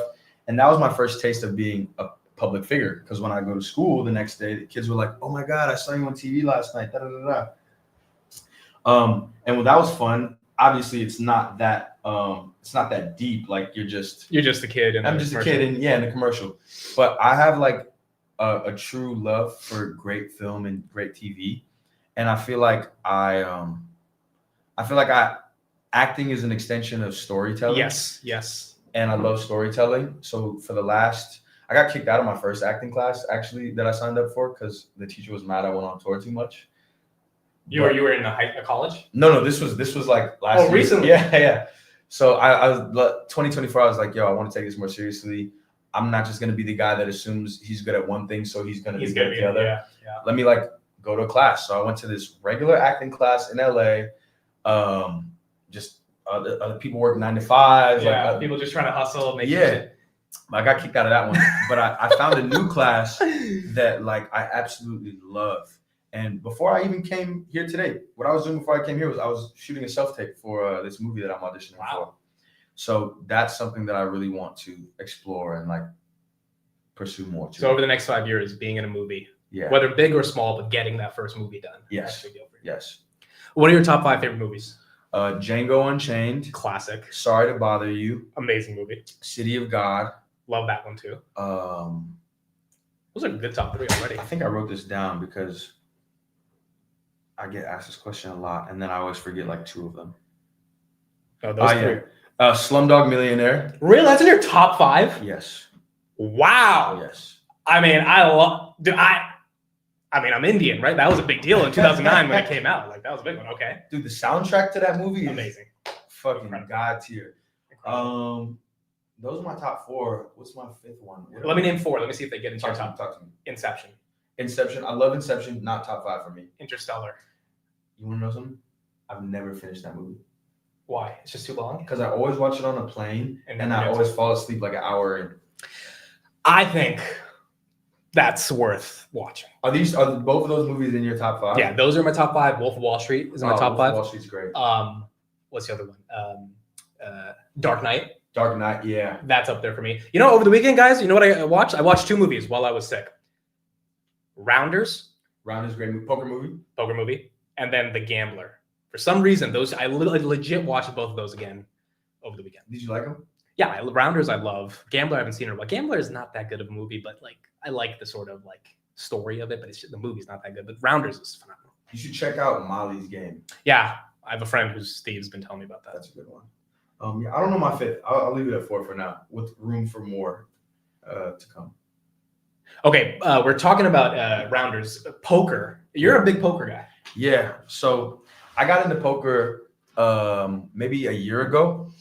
It was my friend's birthday party, and he wanted to do like, is it 24K ring, by the way? You know, I don't know. It's definitely real gold. Is it from India? Yeah, my grandfather came in the summer and gave this to me. I think this is ruby. I don't know. It's definitely 24. It is real for sure. It's definitely real. I just don't know what type. You could tell because it has this like more yellower color. Yeah. See, like this is 18 karat. Let me show it. I mean, fucking whatever. I'll just pull it up like that. Okay. There you go. So I don't know how well you can see it, but this I one right here is 18 karat. You see how much more yellow it looks next to it? Huh. That's how you can always tell. If it looks like so yellow that it might be fake, it's not fake. It's 24K or 22. Before the poker, how did you get the name 24K Gold? Oh, yeah. So when I first started making music, I just was going by Golden. Yeah, because that's your real name. That's my real name. And I thought, yo, my name is cool. I don't need a fucking other name. But I realized for SEO purposes, you type in golden. I didn't know this story. No, oh my god. You are a fucking hustler, bro. This is what I was thinking about. This is when I was 15. I was like, when I typed in golden, I'm getting so many other things that aren't me. So I was like, okay, well, what's still relates to that? Okay, 24K is the most pure form of gold. Me making music and art is the most pure expression of myself. So I'll be 24K golden. And then it worked for SEO. Yeah, but I went on Instagram and I typed in 24K golden and it was taken, so I had to drop the E, and that's why there's no E. That's crazy, dude. I didn't know that's why it was. I mean, the metaphor makes sense about the pureness of it, but still. But yeah, it was just golden before. Yeah. Dude, I think if anything, this stream has identified that like you fucking grind and hustle to get where you are. Man, it's been a long journey. I've been doing this shit for like 10 years, bro. Yeah, 15. Yeah.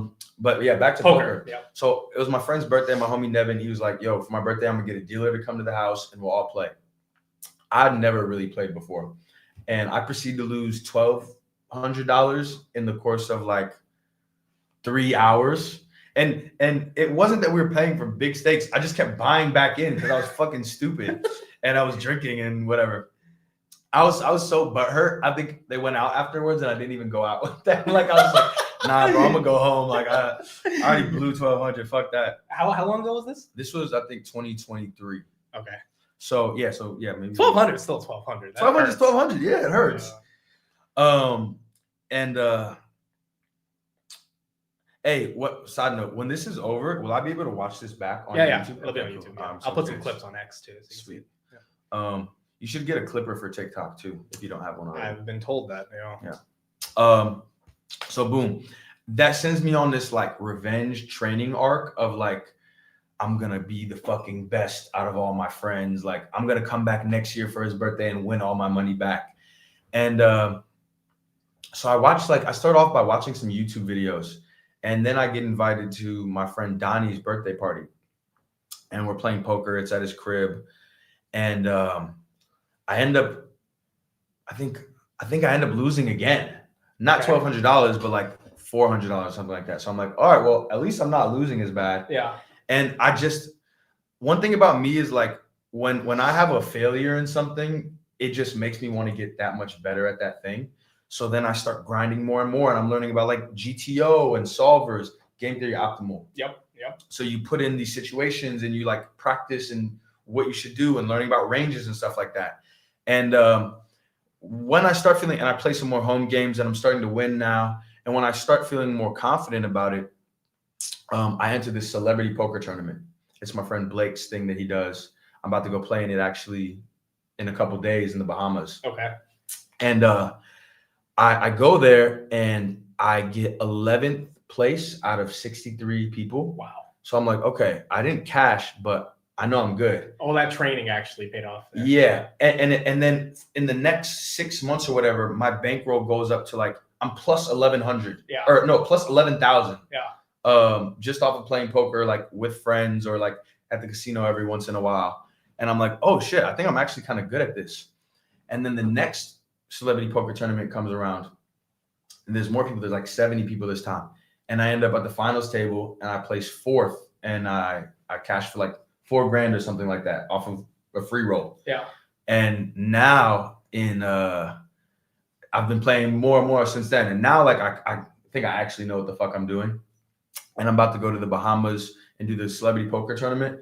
But also I got an entry into the Super Main, the WSOP Super Main, which is normally like a $25,000 buy-in. And this is what I believe is the largest guaranteed prize pool of $60 million. So this is a big one. This is for celebrities or? No, this is like there's going to be like Daniel Negreanu and like all the real poker professional players there. I don't know how I'm going to do because the competition is definitely stiffer. But do you love the gambling aspect of it? Do you love the game theory of it? Like, what do you like? I love the game because I don't sports bet. I don't play blackjack. I don't play craps. I only play poker. And for me, I feel like it gives you this opportunity to exercise this strategic part of myself that gets feedback in real time. Yeah. It's psychology. It's statistics. It's fucking how ballsy are you gonna be? You know, it's personality, and you get to see the results of the composite of all that in real time and make money. Yeah. So that's what I like about it. Game. I really got love for the game. A goal of mine in 2026 is to learn poker, like really, because I think there's a lot of investment strategies that are synonymous. There's obviously a whole different way of thinking of like getting a pair of cards and navigating that against your opponent's pairs of cards and kind of psychologically counting cards, looking at it. But like a lot of it has to do with investing. Like when NVIDIA fell to 90, do you double down or do you not, right? Yeah. When you have a good hand that you think is better than your, do you double down or not? Do you fold? Do you sell the stock? It's the absence of information. Yes. What is your analysis to fill in the gaps? Yeah. 100%. Dude, this has been awesome. This has been super fun. Me out now? I know you guys. I know you got places to go. I appreciate you, bro. Thank you for having me. Okay, so last question for you. Mm-hmm. How do you see yourself evolving as an investor over the next 5 years? Well, you know what I would have loved to do is fucking knock some of these tickers off of my list, bro. Yeah, on some real shit. Like, I think you really do got to get rid of some of this stuff. How would you? This is my question for you. What should be like the checklist of questions that I ask myself to decide whether to keep something or not? That's a great question. I would love the chat to answer that question as well. So the question is, what is the checklist of questions you would ask yourself if this was your portfolio to sell or get rid of them? I think number one is, which one do you genuinely want to hold for the next decade? Mm-hmm. Not 5 years, but decade. Like Hood, I can say decade. Mm-hmm. And NVIDIA, I don't know if I can say decade. I could definitely say 5 years, and I'm really bullish NVIDIA. Yeah. I don't know if I can say decade just because of the cyclicality, but Hood, I think I can legit say decade. Mm-hmm. Tesla, I think I can legit say decade. So I think that would be one question. Yeah, Nate's question right here, TAM. So which one has the biggest total addressable market? Obviously, financial services with Hood, just a massive, massive market. Like which has the largest market that they can hit that they haven't hit yet? Yeah, which is like, so Hood just acquired a company in Indonesia. So they're going to become a brokerage in Southeast Asia now. Like those are 18 million people that they can go after. And there's 350 million people in Indonesia alone. There's 330 million people in America. So like Hood only has 27 million American accounts. There's probably hundreds of millions of more they can get. So that TAM is so big. Shopify, for example, their TAM is like anywhere outside of Amazon to sell t-shirts or candles or anything online. It happens to their platform. Like there's competitors, but like they are the legit guys. So Shopify, I would hold for 10 years and not really care. The third one, which is a big one, is can you trust management? I think this is a big one. Like, can you actually trust that the people that are stewards of your capital will like do well? Like I trust Vlad, I trust Karp, I trust Jensen. I think you could trust Toby at Shopify. There's some people that, the Open Door CEO, I don't know if I trust him yet. Yeah. But maybe. He had a good run at Shopify, but can he really produce results here? This one, I think by Tanner, do you honestly know what the business does and why they're winning? If not, immediately sell. I think that's a big one. Like I have my YOLO, like I'll buy this for whatever reason and like, we'll see. But if it's a legit position, I need to be able to explain it to a third grader and then to someone who has a PhD in that sector, right? So if I'm like really holding on to it, I need to be able to meaningfully shout out Tanner. That's in it, Tanner. Thank you, Tanner. Yeah, he's dope. He's another person that streams on YouTube. There's like honestly 5 of us that stream every day, and Tanner's one of them. So he's one of my good friends in this game. I like this one. Sell everything with under $1,000 with your portfolio size. Those are dead weight. Yeah, I agree, dude. Your portfolio size, you don't need something with less than $1,000. I think the average size of a position in your portfolio, given the size of it, probably needs to have a cutoff at 10,000. Like, don't buy something unless I'm willing to put 10K. Yes, that's what I would think. So would you amend that to say sell everything with under $10,000? Yeah. Or if I don't want to sell it, put more bread into it? Yes, 100%. Gotcha. Because like Lockheed Martin, like I don't know how much you have in that, but it's like, is that if you got like $2,000, like that could be compounding in Hood, and you understand Hood way better than like a defense contractor. Yeah, right? Totally. So I think I bought that like when the North Korean war thing was like allegedly. That was a couple years ago, right? Yeah, just like in like mad years ago, like first Trump presidency or something when they were beefing, and I was like, oh, missiles probably good. Yeah. Dude, so you just buy shit off like ideas and then you hold it. which Yeah. I admire because like you have a diversified, but like for compounding, Yeah, it might just have to be. because like I mean, if I look at my returns, obviously it's skewed because I added a lot of money in Yes. recently. Yes. Which is one thing I think Hood needs to fix. They need to fix that. When you take money out, they need time weighted returns. Yeah, They need to fix that shit. 100%. But yeah, I think that like being young and like and being a sponge, I'm able to soak in a lot of stuff, and like I might not fully understand why something works, but have a vibe. Yes. Like vibe investing a little bit. You got vibe coding, and now you got vibe investing. And sometimes it works out, sometimes it doesn't. No, but it's like a legit thing, dude. The amount of like, so I have some friends who are pretty wealthy, and the amount of times they've texted me a screenshot of just like 500,000 shares buying something, like, because they don't care. They're just like, well, I have the money. I think it might go up, and if it goes up a couple bucks, I just made $1 million. So that and then there's people like you and me that can't throw 500,000 shares into something, but throw 1,000 shares, see how it plays out. Yeah. And then keep going from there. But I also think you should thematically define your portfolio. So like fintech is a theme for the next 10 years. And how do you want to play that? Semiconductors, that's a theme. AI, obviously, that's a theme. Retailers, like, so that's where your Costco comes in.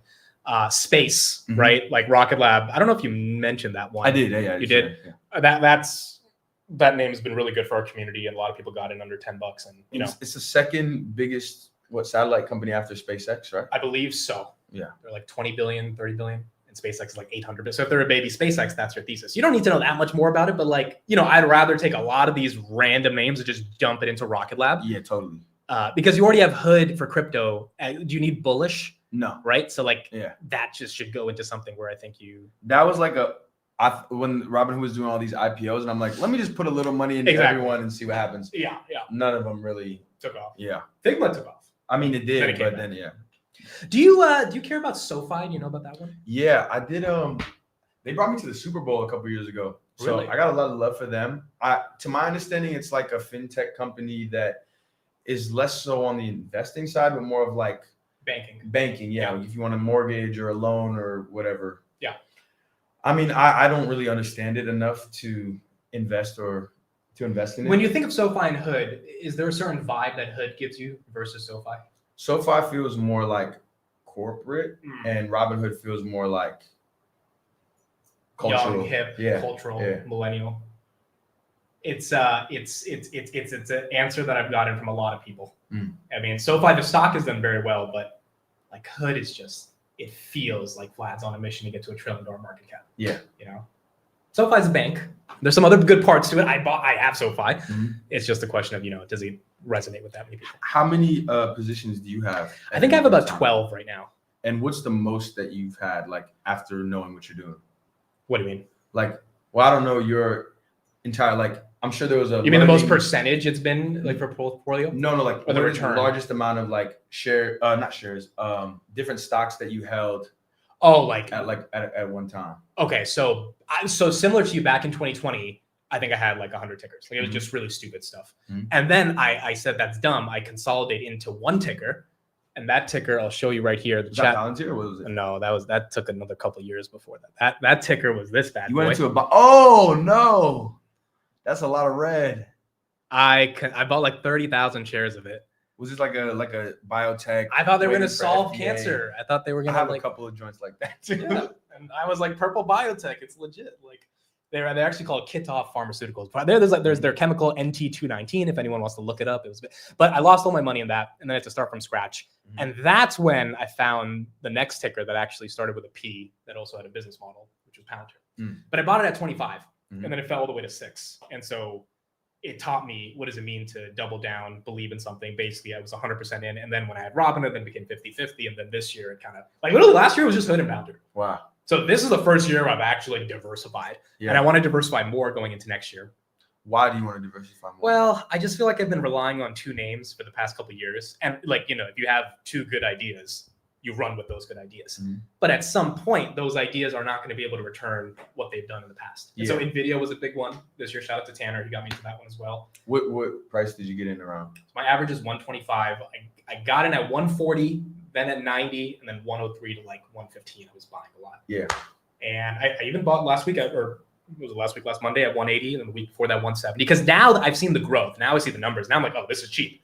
Because I've also learned how to analyze NVIDIA and just stocks in general better to be able to make an assumption around that. But I think diversification makes sense. I just think at our age, more than 15 positions is pushing it. Yeah. We don't. It's not like we need like a fucking bond portfolio dividend thing. You know what's funny, guys? I was reading the stat yesterday. If you had bought 30-year bonds back in 1980, you saw this, right? 15% risk-free return. Volcker jacked it up to 15%. And if you had held those bonds to maturity from 2011, you would have averaged better than Berkshire Hathaway over 30, because Berkshire only did 14%, which is crazy that at some level the markets can be cruel enough to not give you a compounded. Like we've been blessed past 4 years. It's been a bull market, right? Like we kind of only know a bull because 2008 you didn't really. Was it? No, I wasn't investing then. No. Yeah, I barely knew what was happening. 2022 was like, all right, it was a nasty year, but that was just a lot of inflation, rate hikes. So bonds back then actually outperformed stocks over 30 years, which is quite incredible. And hopefully that doesn't happen again. Do you pay attention to J-Powell a lot? Like the memes around him? Yes, the memes, but like. I don't know. It's quantitative easing, market go up. Quantitative tightening, market go down. That's kind of all I see. I know they're talking about trying to kick him out and throw somebody else in there. I don't know. Do you think any rappers even know Jerome Powell? Like when I'm saying you know who he is, but do you think they even like kind of care? Probably none of my peers. Yeah. But he affects a lot of things. He affects everything. The world. Yeah. His word changes people's lives on a trickle down effect. But yeah, that's crazy. Anything else I should take into consideration? Any advice, any wisdom you want to pass on to a young scholar like myself? I would just consolidate this. I really do think. I think like we can do an update in like a month, but I think going into 2026, this should turn into 15 positions max. Word. And then and first of all, you've also got your shit covered. Yeah, VTI, you've covered a lot of ground if you're trying to get more diverse. So like Ford, like do you really need Ford? No, I don't actually. So some of these names, I think immediately you can consolidate. Oh, so one last question then I guess before I gotta go. With certain things that I've bought, like, let me find the name. Guys, I'm putting his Twitter right here in the chat. Make sure to follow him. He was awesome enough to come on the stream. He had a concert last night. I wish I could go, but hopefully next time I'll be able to make it. So like, let's take a Ford for example, right? Or positions where like I'm down in, but there's like a potential that they go up for whatever reason. Let's not say Ford, but just in general. Yeah. Should I just wait until it goes up or just sell it at a loss and just keep moving forward?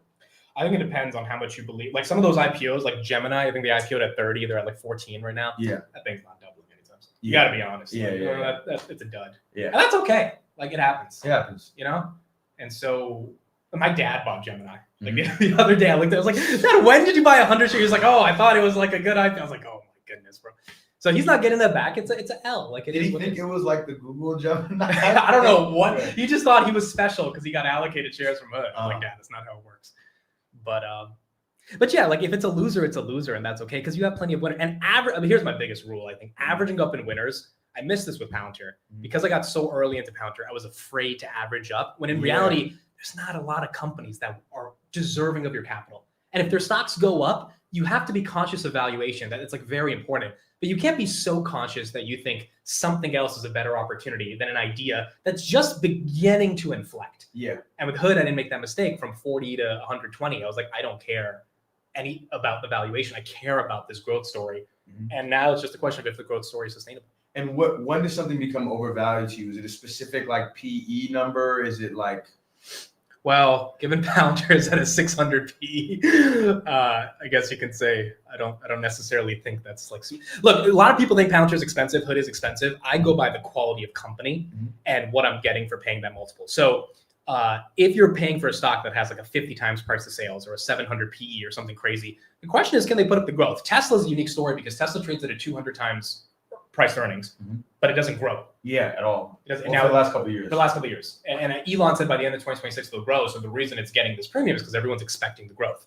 So does that mean you sell Tesla because it trades at a 200 PE? No, because you would have got it wrong in 2018. Amazon, Uber, all these names that have done 4 or 5Xs over the past 10 years, you would have missed out on them. Same thing with Palantir and Hood. So with Palantir, for example, like with this 600 PE, Doesn't that mean that they have to grow Yeah. 600 times to be worth what the market is putting them at worth today? Yeah, it means they have to grow a lot to pay back the money that you're paying per share. I think that Palantir is likely going to be in a range over the next years. Like it went from 6 to 200. So if it stays from 150 to 220 over the next couple of years, people can't be upset. People might be upset because they might have bought it later than early on. But if it stays in a range and it continues to grow, I think it grows into the valuation. Okay, so then it'll still be expensive, but not as expensive. That makes sense. But if it goes to like $300, that means something about it is so phenomenal that people are underestimating even today at this price. And that's where you have to see. The good thing about having a lower cost basis, like you have on Palantir or Apple, is like you don't give a fuck. You don't give a fuck. Yeah. If it goes down, it's like, all right, your margin of safety is so high. It's like whatever. Yep. Thank you so much, man. 24K Golden. I just want to say, chat, thank you all 787 of you here right now. Thank you for watching this conversation. I've been a fan of this guy for a long time. If you're here, you're in the right place. And hopefully, I think I might come back in January. It would be fun to do an update or Let's something do like it. that. Let's do it. I'll be here. Let me see. What can I plug? Oh yeah. I'm going on tour in the South of America, not South America, but the Southern region of America in January. And I just put out a new project on my birthday a couple weeks ago called Icarus. I love it. So go and check that out. June was one of my favorite songs. Oh, good. Yeah. It was really great last night. You missed out. I really wish I could come through. Thank you, man. Love you guys. Peace, chat. I'll see you guys on the Market Open tomorrow. Bye, everybody. Have a good one.